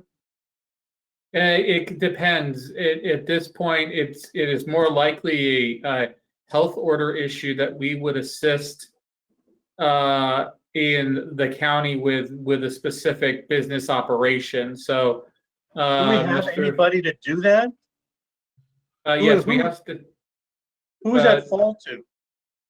That would fall to community development to assist.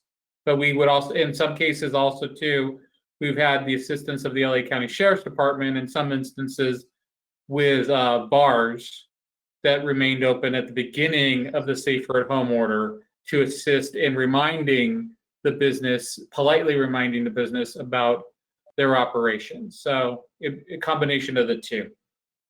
Okay, well, Mr. I think Mayor, we're beyond, I think since people are out there still dying, maybe we might be beyond politeness at this time. That's my thinking anyway, but go ahead, Greg.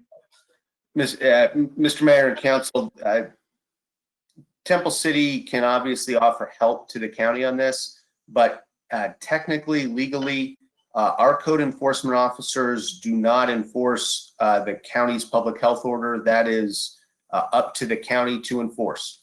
I know that the county has reached out to other cities. I know that other counties throughout the state have reached out to the local cities for some assistance to varying ends and to varying effects. So if the city would like to assist, certainly that's within the city manager's discretion, but ultimately this falls on the county to enforce that order.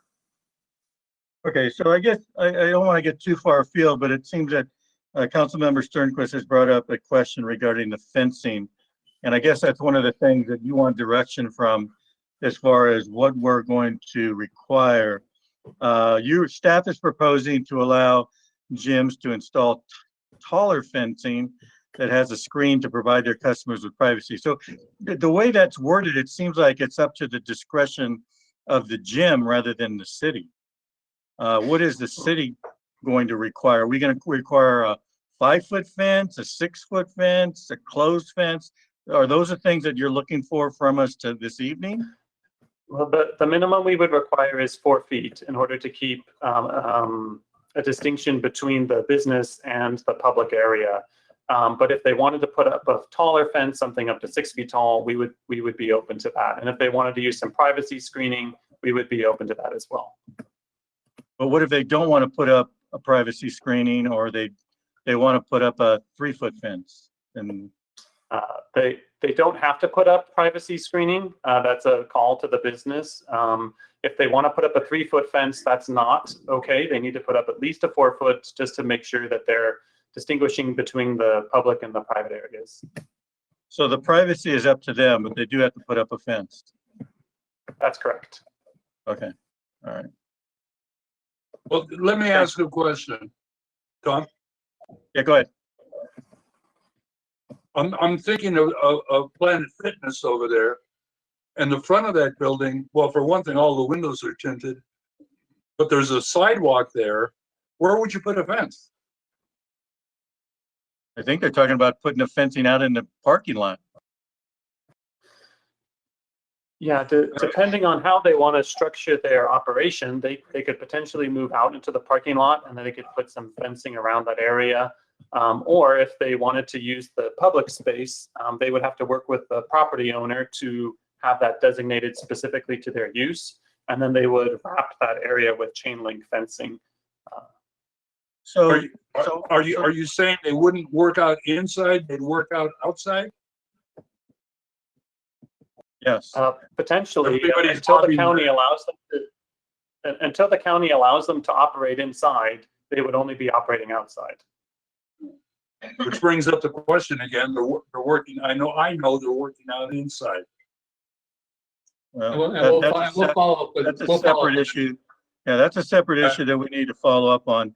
So my only concern about, especially with these gyms and this fencing, I think I read somewhere also that the discretion to use part of the parking lot for this fenced in area is between the owner of the property and the business, correct? That's Yes. correct. They need to have the property owner's approval. Okay, but my concern is that from a city standpoint, if we have some regulations or permit processes involving this, then we're basically, and Greg, correct me if I'm wrong, we're putting ourselves into the mix as far as a potential defendant if somebody gets hurt. A vehicle is driving through that parking lot and runs over somebody who is working out. And I guess that's a question for JPIA, but when they're telling us, yeah, it's good to have a permit process and certain conditions in place to reduce our risk, obviously it's a big deal as far as what are those conditions going to be. And putting up a 4-foot lattice fence or even a chain link fence, to me, is not the safest in the world. But I mean, I wouldn't want to be lifting weights with vehicles running through a parking lot, but maybe somebody will. Greg, do you have anything you want to add to that? I would simply say that as I read the staff report, staff has worked with JPIA on what the conditions would be, and we're going to have to take each case separately. Taking the case of Planet Fitness, before that can be set up, I think you're right. The property owner and the business owner are going to have to work out some kind of traffic control program before the city can simply sign off on the outdoor gym. But given that JPIA is generally okay with the overall program, I think that the risk to the city is manageable enough that, with the direction the 5 of you give staff tonight, staff can go forward with trying to help businesses continue to provide a little bit more to the residents than they've been able to do before now.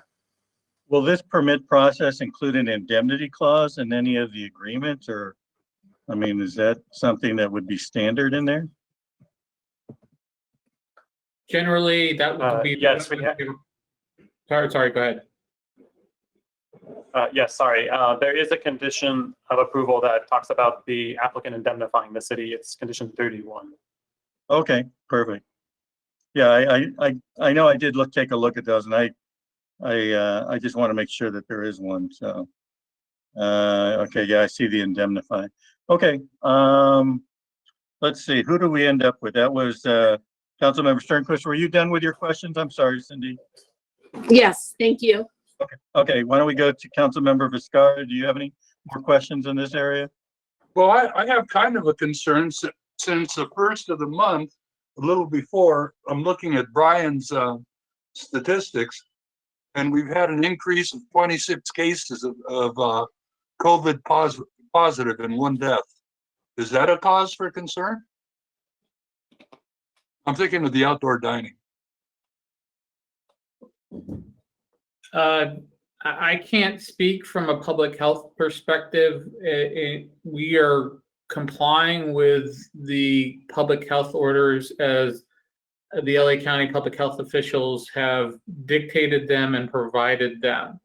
So I honestly can't speak to if a certain activity of that scope is creating those increases.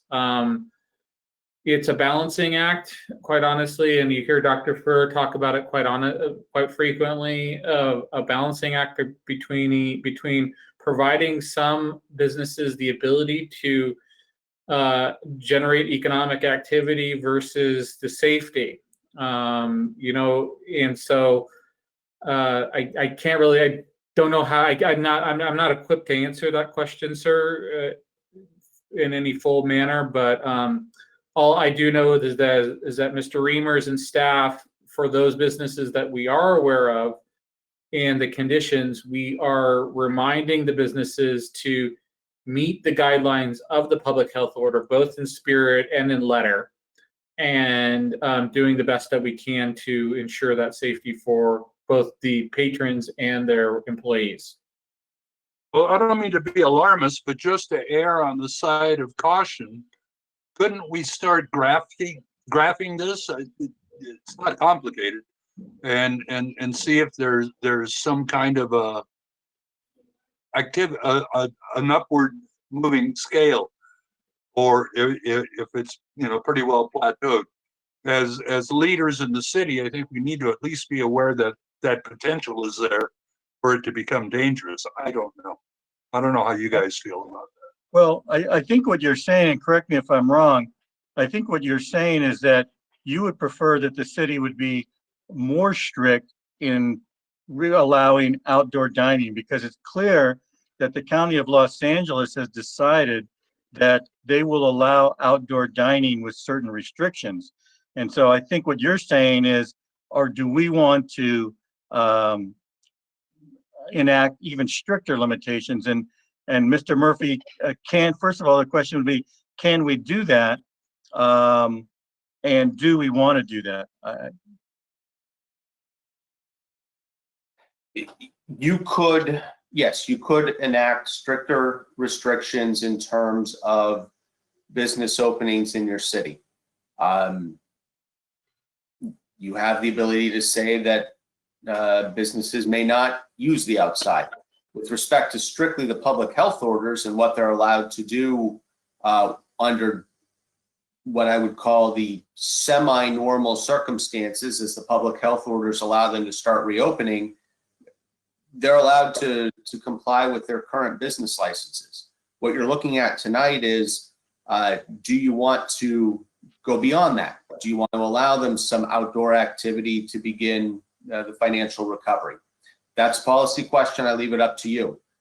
What the county allows in terms of its own jurisdiction and that outdoor activity, really you can follow them, you can be more strict, you can be less strict. With respect to what they allow indoors, we have to follow what they're saying, because that's the public health office, and we've already granted business licenses, we've already granted use permits, so they're going to be allowed to operate indoors according to their permits that they already have, as modified by what the county public health office is doing. Actually, what I'm saying is, do we have to have this discussion further down the line?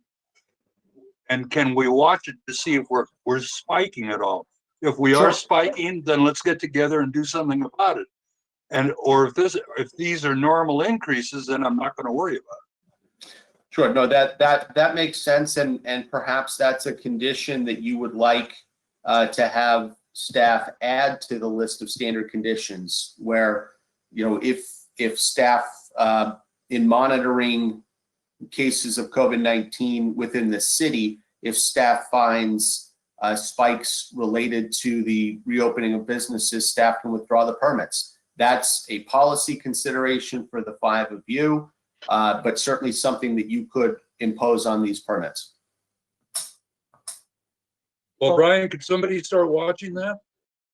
Do we have the facilities to track COVID cases and find out where they came from and where these people are actually, getting the virus? I mean, how are we going to track that? We're getting a report. We're getting a report every week. Yeah, but that's county-wide. The only report we're getting is how many people are contracting it and how many people have died. We're not getting a report from where they actually caught it. And that's what I think you're asking, right? You're asking if they're getting it from these restaurants. We're getting a report for Temple City, Tom. Yeah, I know that, but the only report we get is how many people in Temple City have actually contracted COVID and how many have died as a result of it. We have no numbers that I'm aware of that shows where they actually contracted it. Was it in Temple City? Was it in Pasadena? Was it in Mexico? Who knows? But I thought it sounds to me like you're asking Brian to start tracking to see if by having these restaurants open, is that causing a spike in the COVID cases in Temple City? I mean, I thought that's what you were saying. If that's not what you're saying, then I'm sorry, but I mean, I don't know that we have the ability to do that, do we? I think it might be of interest to see if, in fact, we've started spiking since we started allowing the outside dining. Well, that ship has sailed. How long have we allowed? A correlation. We've been allowed. In my mind, that'd be a correlation. Well, we've been allowing outdoor dining for a while now. I mean, so that ship has already sailed, I think. I mean, if staff believes they can go back and put that information together and present it to us so that we can make another decision regarding allowing outdoor dining, I mean, you know, I'd be willing to listen to that, but I'm not sure they can do that. I mean, tell me I'm wrong. I don't know. We couldn't go back 2 months and see where we're at and then look at it going forward and see if there's a huge spike. If there's not, there's nothing to discuss, nothing to worry about. If there is, we should at least consider it. We can always pull the data that the LA County Health Department provides for us and give you, if you want that in certain chunks for analysis in terms of time. Absolutely, we can pull that information together for the council, no problem. That's pretty much all I'm asking. All right, well, let's see what you come up with. So what are we doing tonight then? Are we gonna wait for that report to come out, or are we gonna make a decision tonight regarding staff's recommendations? Because to me, this report is basically a cleanup. We've already authorized, correct me if I'm wrong, outdoor businesses to do business. That's a done deal. So to me, this report tonight is to clean up some areas and also to comply with the new action that has come down from LA County Public Health. So, Brian, I mean, what direction are you looking to us for? What is this? So if I can step in, really what we're looking for is to expand the outdoor dining actions you took back on August 4th to other types of businesses that the county has now allowed to operate outdoor as well. So it's really extending what you did before to other types of businesses. Okay, but it sounds like we have one council member who has already expressed reservations of not only expanding, but perhaps even pulling back what we may have provided already, depending on what numbers are given to us from staff regarding the new COVID cases. So I don't know how other council members feel about it, but maybe we'll Just let's saying, move on. if something obvious pops up, that we should at least be aware of it, maybe discuss it. That's all. No, I'm not saying no. I'm just saying I just want to make sure that what direction we're moving in. So, well, let's hear from the other council members. Councilmember Mann, what questions or comments do you have regarding this report? Yeah, I have a couple, but I think firstly regarding Councilmember Vizcarra's point, at least my understanding is I don't think that affects the direction we're giving tonight. I understand him as saying he's interested in looking at some data, and if the data prompts a need for future discussion, then that'd be brought back. So until we know what that is, I don't think we can really say much at this point. So in other words, expand what we're doing now, but then maybe we'll get some reports back and then we have to pull back what we've already decided to do. Is that what you're saying? Well, I think in the current situation we're in, the data is changing constantly. So to reverse a decision, I mean, the state and the county has already shown a willingness to pull back whenever the science and the data shows that it needs to be done. So I think for us as a city, we're relying on the county to be our public health official. So I think all I have to say with regards to that is if the county is providing direction to expand the allowance of other types of businesses to do so, and based on the reports that we get on a weekly basis, it seems like at least that data supports the general direction that they're moving in. I mean, granted, everyone's going to have a different, maybe personal opinion about what those numbers actually mean with respect to how quickly businesses should or should not open.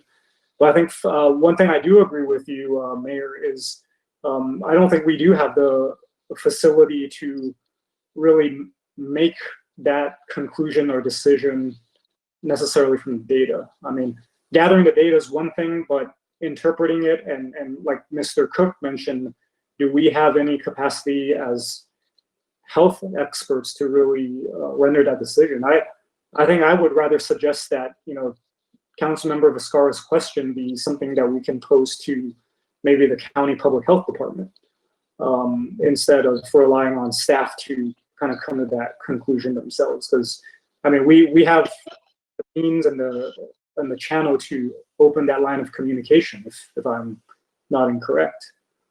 So that would be my suggestion with respect to that item.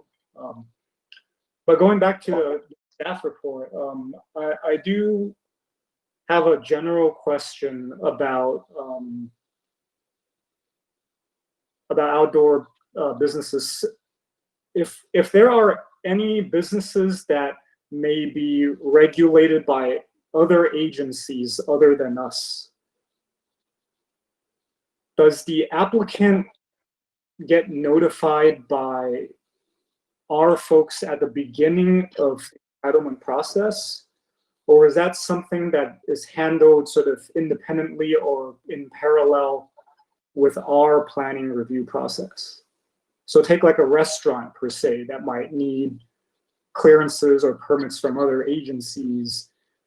I know it's probably a complicated question to answer because every agency kind of has like their different guidelines as they're constantly changing. But in general, how does that work? Are we considered the center point of contact to communicate all these requirements to them, or is it incumbent upon the business applicant to figure that out all themselves?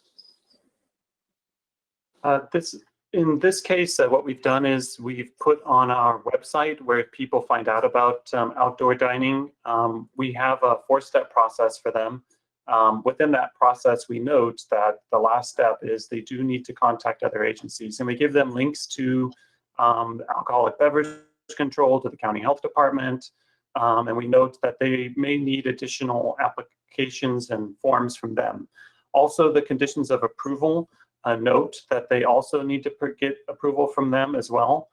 And then, for instance, we've taken into account some of the LA County Fire Department's requirements on tent sizes. We've taken into account ABC's requirements in regards to fencing, and tried to bring ours into compliance with theirs so that as we're approving it, basically it makes their process easier when they get to the next agency.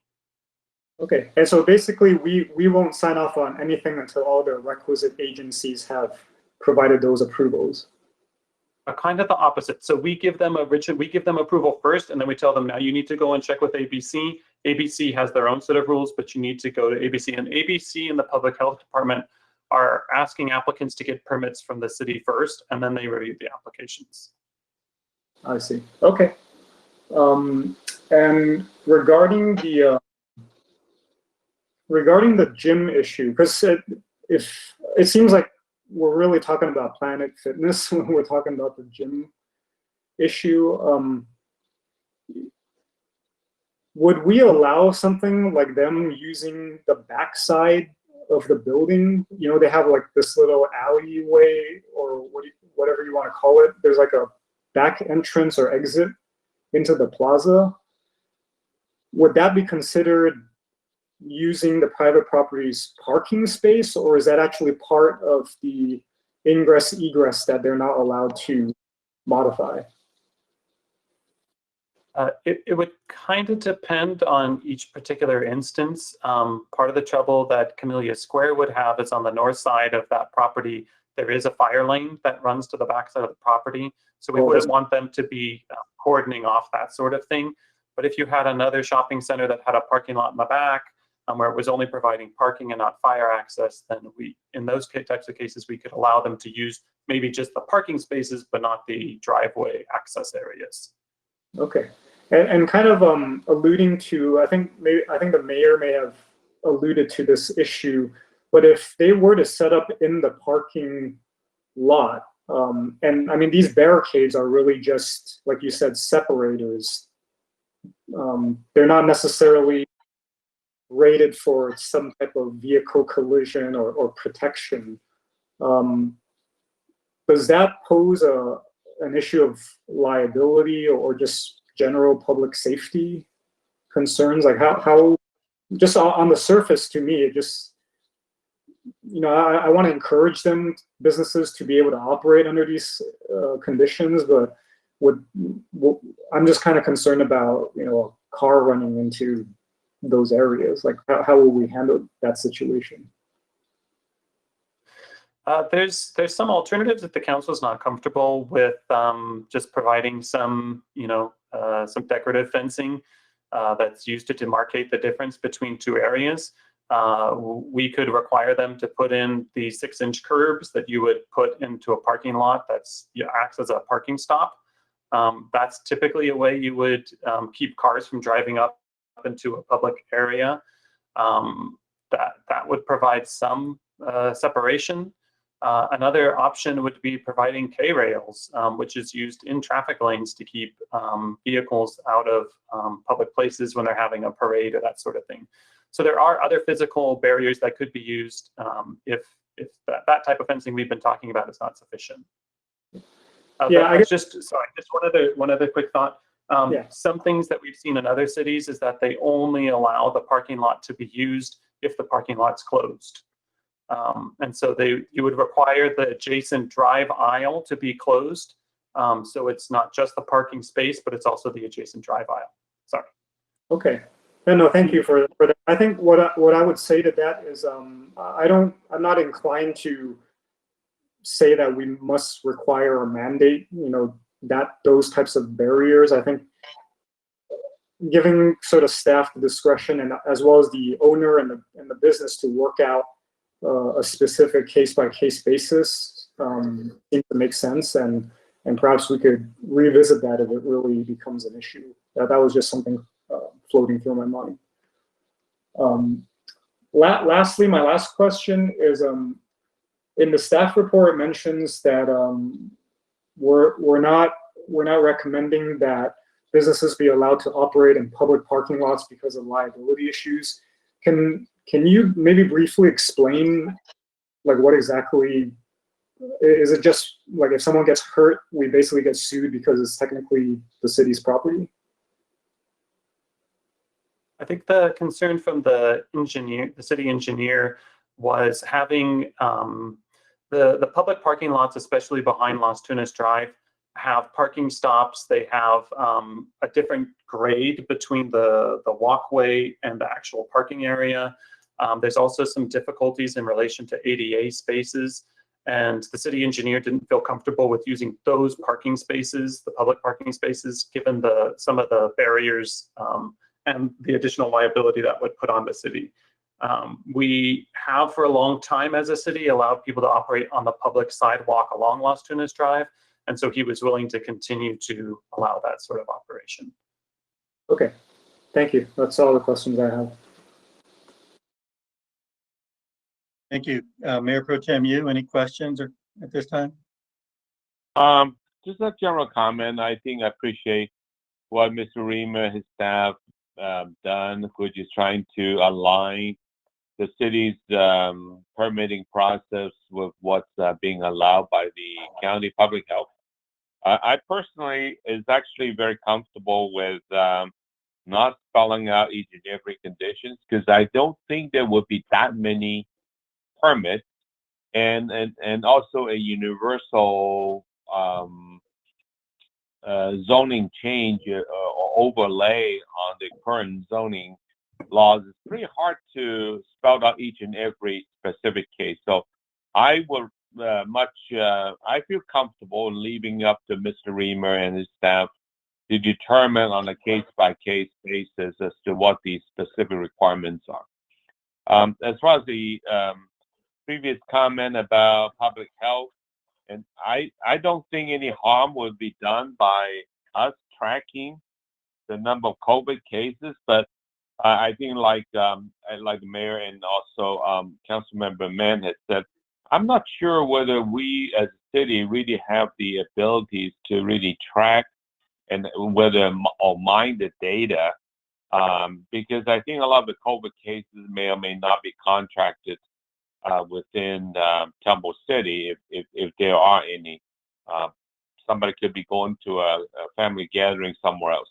But I do like the idea that if Councilmember Viscar had asked for it, that we should at least look at it, and perhaps Councilmember Mann's suggestion that maybe we can talk to County Public Health to see if they have any insight into matters like this.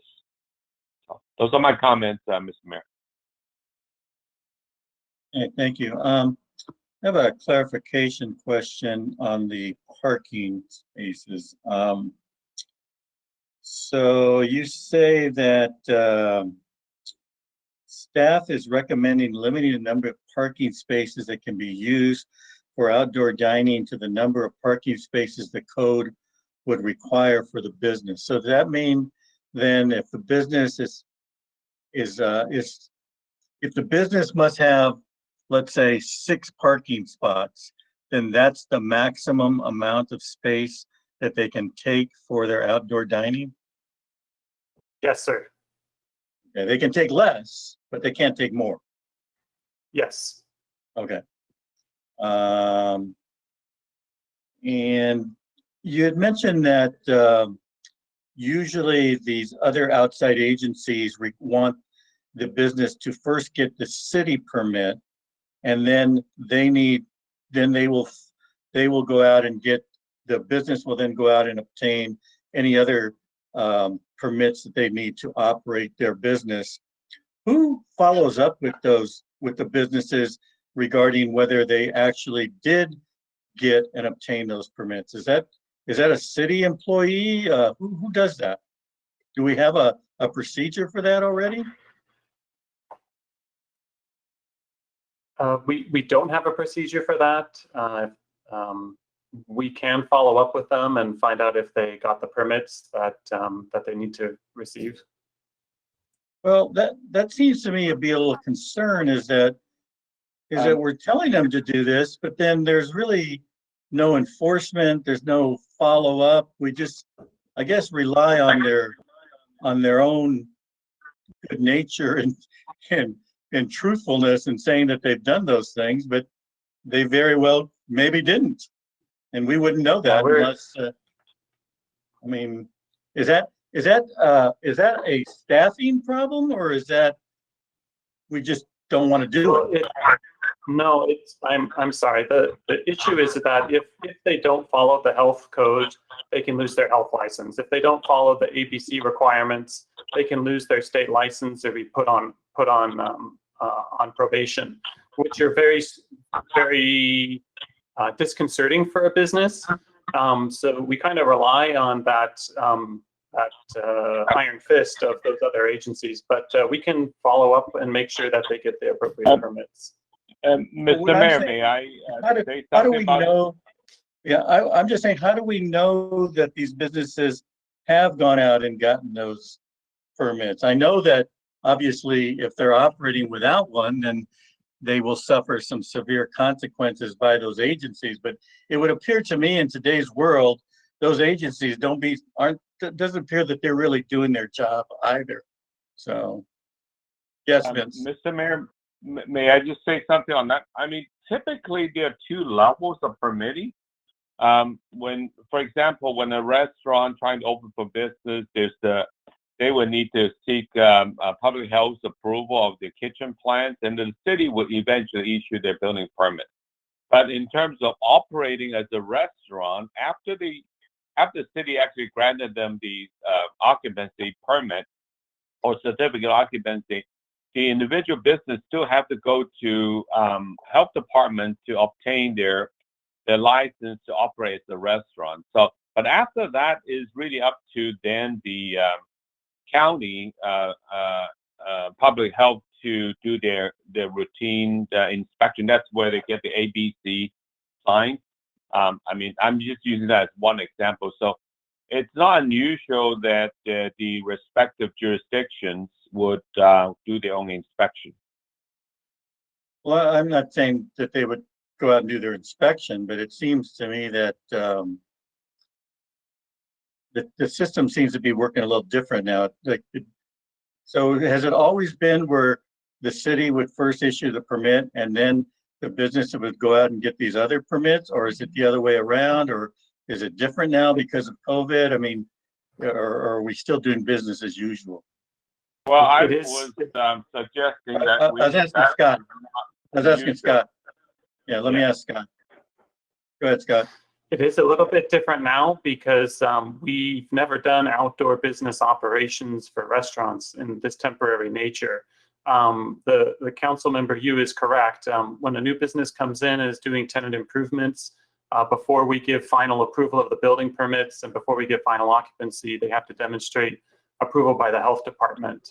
Part of the difficulty we're having is creating good connections with these other organizations to make sure that we're all on the same page and the processes intersect. So it sounds like this is a concern of the mayor and perhaps other council members, and we can continue to work at that issue out. And as far as like, and I think this is what Fernando was getting into earlier, and his concern was, okay, by allowing, let's say, all this outdoor dining and different things outdoors, you know, and of course, I think our conditions that say that you have to comply with public health orders, I presume that means the distancing and all that kind of stuff, the wearing of the mask. Who enforces that right now? It sounds like we don't. No, we don't. Those are part of the county public health law. So the county public health department is responsible for enforcing it. So if I'm driving by the center there on Rosemead and Las Tunas, and I look over, and it just appears to be just packed with people. Supposedly, this outdoor dining designed to keep them apart, but it doesn't look like they're being kept apart very well. Who would somebody call and be concerned about that? Would that be the city? Would that be the county? Would that be the sheriff? I mean, who is that? Brian, maybe you could help us with that. Certainly, it inevitably falls upon the LA County Health Department to ensure. Do they have vehicles driving around that say public health department? Or if you listen to the briefings from Dr. Ferrer and her team, they do inspections of businesses throughout their jurisdiction, including all of the cities in LA County as well. So yes, they are out and about doing those inspections. Are they doing have they hit? And we've had a couple instances where we have had reports where LA County Public Health has been out in Temple City. Are they hitting it frequently and with a veracity that, you know, we would if we had that authority as our own public health entity? No, but I have had several instances reported to me where LA County Health has been in the city. do they inform us, hey, we've been in the city, it looks like you might have a problem at this restaurant? Do they at least let us know that? They have not, no. Wow. They're their own independent authority. That's have not. crazy. But it doesn't preclude them from doing that and working with us if there's an issue. But they have the ability, just like ABC does, to shut down a business. Well, and we're not aware of any businesses that have been shut down in Temple City by the health department, have we? Not that I'm aware of, sir. No. Yeah. Hey, Tom? What a mess. All right, go ahead, Fernando. Wasn't your question about the parking places related to the restaurants and whether they would set up in the parking places? Yeah, that because right now we allow restaurants to set up outdoor dining in parking lots. Okay. Okay, and the reason I'm asking that question is all those restaurants in Community Square had to have X number of parking spaces per business, right? Yeah, but they're not. I don't think those restaurants are operating in the parking lot. They're actually on the sidewalk area.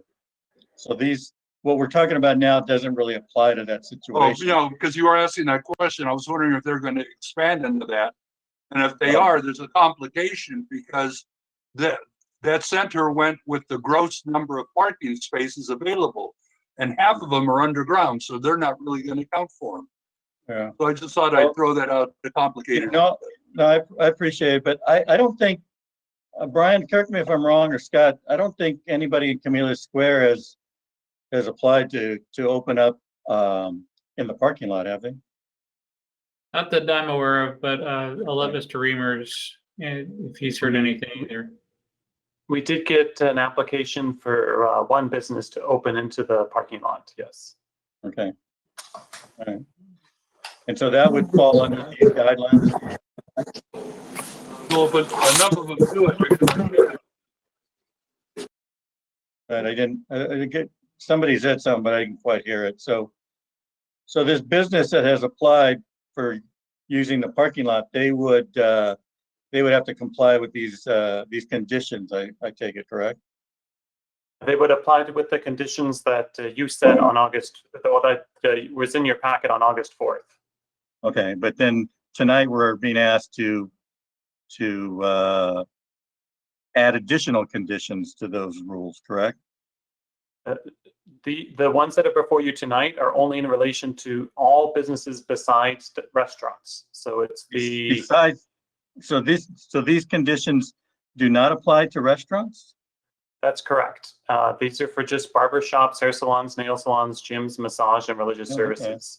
The council's taken action on August 4th for the restaurants. So we did take the direction this council gave us on August 4th, and we've now modified that. So it's focusing on these other types of businesses. So they're very, very similar, sir. All right. Okay, well, we spent quite a long time on this. Let's move on then, unless anybody has any other questions or comments. I'll open public comment. Ask the city clerk if there are any public comment emails on this matter. Mayor, there are no email public comment requests. Okay, thank you. And if there's anybody listening in, I probably doubt it at this time, but if there is anybody listening in, does anybody wish to comment on this matter now? Hearing none, I will close public comment. And so now we will move on to any final council questions or comments. And this time I will begin with Councilmember Mann. Anything else that you would like to add to the discussion? I know, I think I asked all my questions, and I appreciate the report that was put together. I think it's the right direction to go in at this time. And I agree with the recommendations. Okay, thank you. Councilmember Sternquist? I just have a question for Scott. Is there a limited amount of parking space that a restaurant can apply for? I think with the restaurants, we allowed them to use all the parking that they have available to them. For these other types of businesses, we're limiting it even closer. We have a closer limit. Okay, that's my only question. Thank you so much for the report.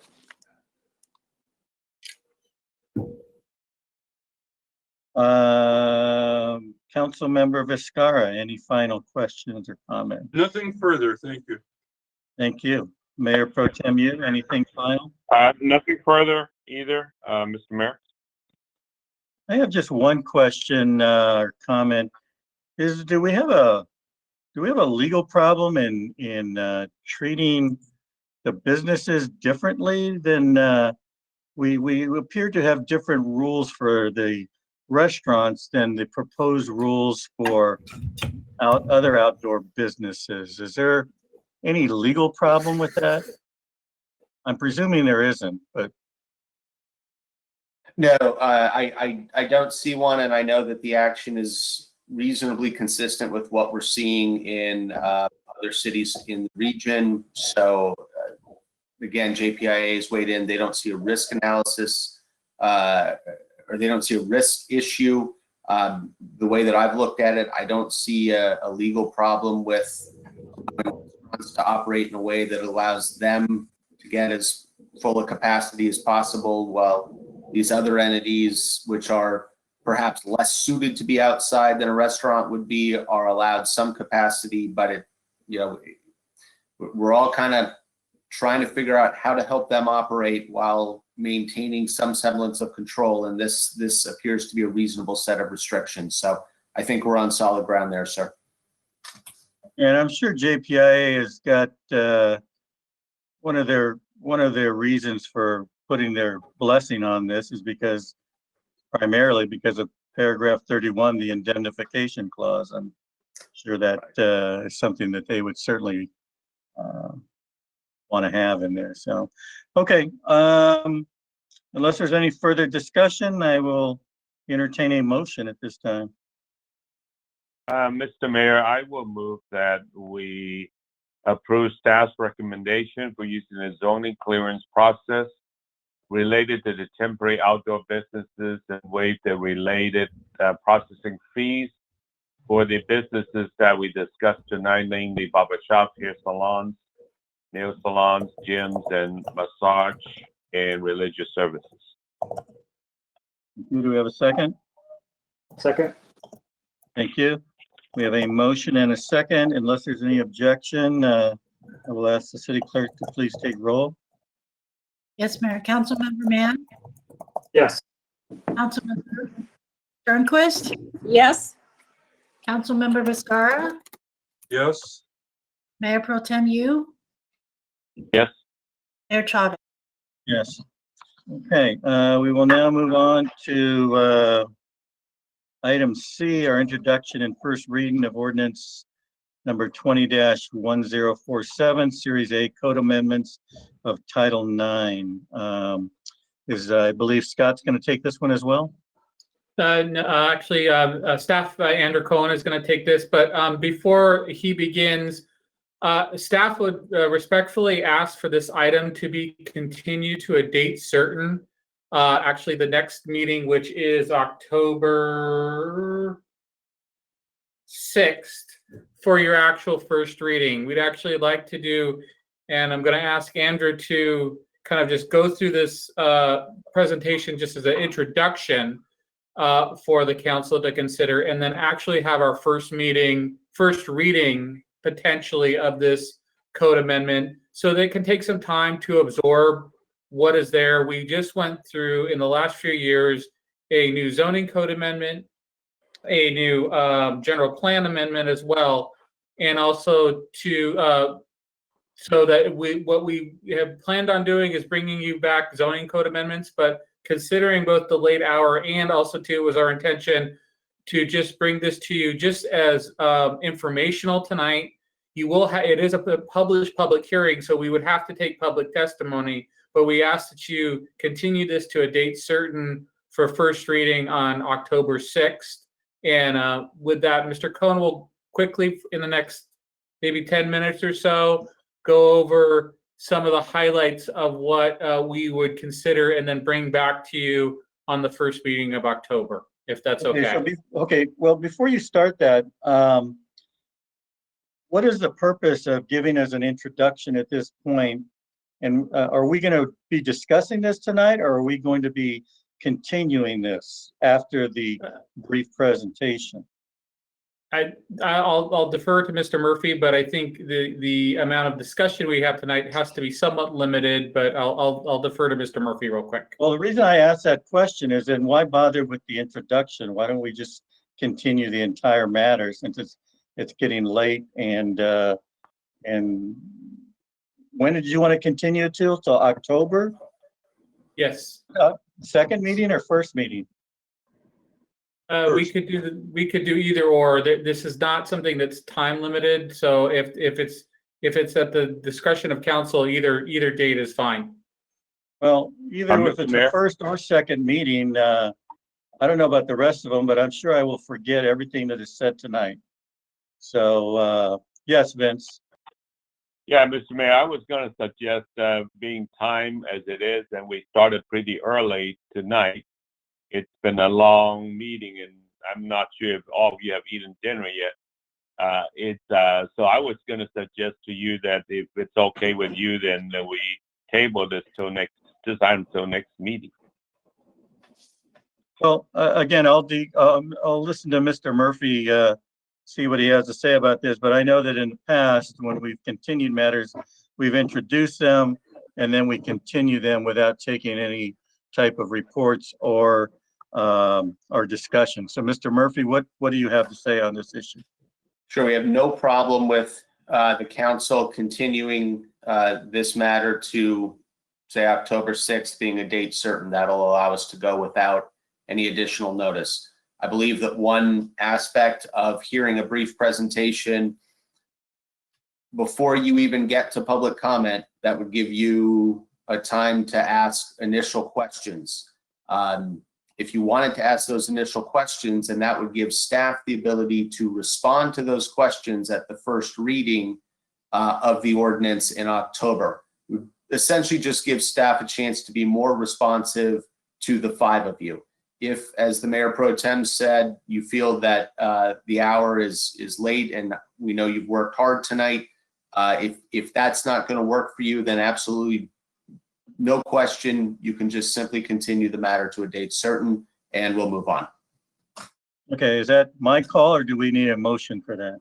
Motion and second, sir. Okay, well, I would apologize to Andrew, of course. I know he was waiting patiently to give his talk, but I'm sure he'll forgive us. But I'm inclined to just put this thing over. I don't know. Does anybody have a burning desire to hear the introduction and get into some of this tonight? No. No? Okay. Well, then I will entertain a motion to continue this matter to a date certain. I heard the first meeting in October. Is that going to be sufficient time for everybody to kind of get through this, or? Okay, so Vince, you want to make a motion? Certainly, Mr. Mayor, I would like to move to table this item to a date certain at the first meeting in October. Second. We do have a motion and a second. Unless there's an objection, I will ask the city clerk for a roll call vote, please. Yes, Mayor. Councilmember Mann, Yes. Councilmember Sternquist, Yes. Councilmember Vizcarra, Yes. Mayor Pro Tem Yu, Yes. Mayor Chavez. Yes, and again, my apologies to Andrew. We will certainly give you all the time you need at the next meeting. In fact, it would be my recommendation that that the city manager put this on early in the agenda so that he doesn't have to wait until the end of the agenda to go over this. Okay. All right. Thank you for that. We will now move on to item 11, update from city manager. Mr. City Manager. Considering the hour, and I will be brief, but a couple important items to mention. As you know, with the fires that we're facing nearby, our city facilities have been impacted with smoke. And for today, tomorrow, and Thursday, our city facilities will be closed. We've been working with the folks who've asked for appointments and moving them around.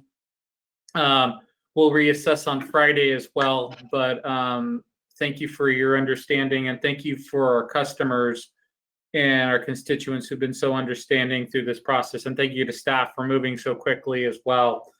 COVID-19, again, I heard, the direction from and the questions from council as well, and I'll try to come back with as much of information as comprehensive as I can.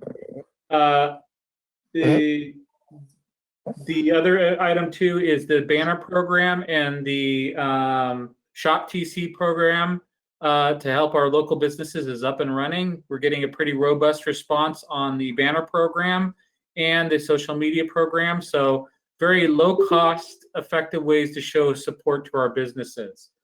And then you did receive an email today about the Halloween event that we will be doing in a very safe manner, and even more restrictive in many ways than the health order would provide as well. So Mr. Matsumoto and his team are doing a good job on that front. And today is my 6th year anniversary with the city. September 15th was my first day, October 14th. So thanks for 6 great years. And I appreciate your confidence, and it's a pleasure to work for this city and all of you. Thanks. Thank you. And Thank you. right back at you. Congratulations. We don't have Jerry Jambazian around to remind us about your anniversary date. He was usually pretty good about that. So thanks for that reminder. How time flies, huh? Okay. 6 years.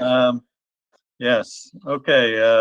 Mr. City Attorney, any Thank you, updates? sir. No verbal update tonight. I do have a matter, but that matter is going to go to the 5 of you in writing before the end of the week, and will probably be appearing on a future agenda. So for this time, we're just going to let you know, keep an eye on your email, and we can talk about that issue offline later. Thank you. Thank you. All right, we'll move to item number 13, council reports regarding ad hoc or standing committee meetings. Does anybody have anything to report? Hearing none, we'll then move on to item 14, council items separate from the city manager's regular agenda. I'll start with council member Viscara. I have nothing to report. Thank you. Council member Mann?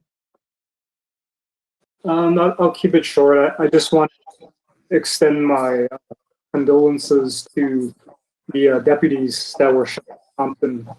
I know in the past, whenever we've had incidents where county sheriff's deputy is attacked or assaulted, we've always viewed that as an attack on Temple City as well, because they're part of the Temple City family. So I know there's a reward out there, and it's been circulating in the news. So we hope the perpetrators are brought to justice. That's all. Thank you. Okay, thank you. Councilmember Sternquist? Yes, I'd like to ask you, Mayor, if you would adjourn the meeting this evening in memory of Dan Holloway. He is a colleague and council member from the city of La Puente who passed away last week suddenly. He serves with me on the Mosquito District and has been there for quite some time. Yes, I did see the announcement. Certainly our condolences go out for his family, and I'd be glad to do that. Thank you. Mayor Pro Tem, you? Thank you, Mr. Mayor. I would concur with Councilmember Mann. I just wanted to restate my support for the Sheriff Department for the great work they've done in putting themselves in harm's way. And so just wishing the families to get over what had happened to the deputy's family.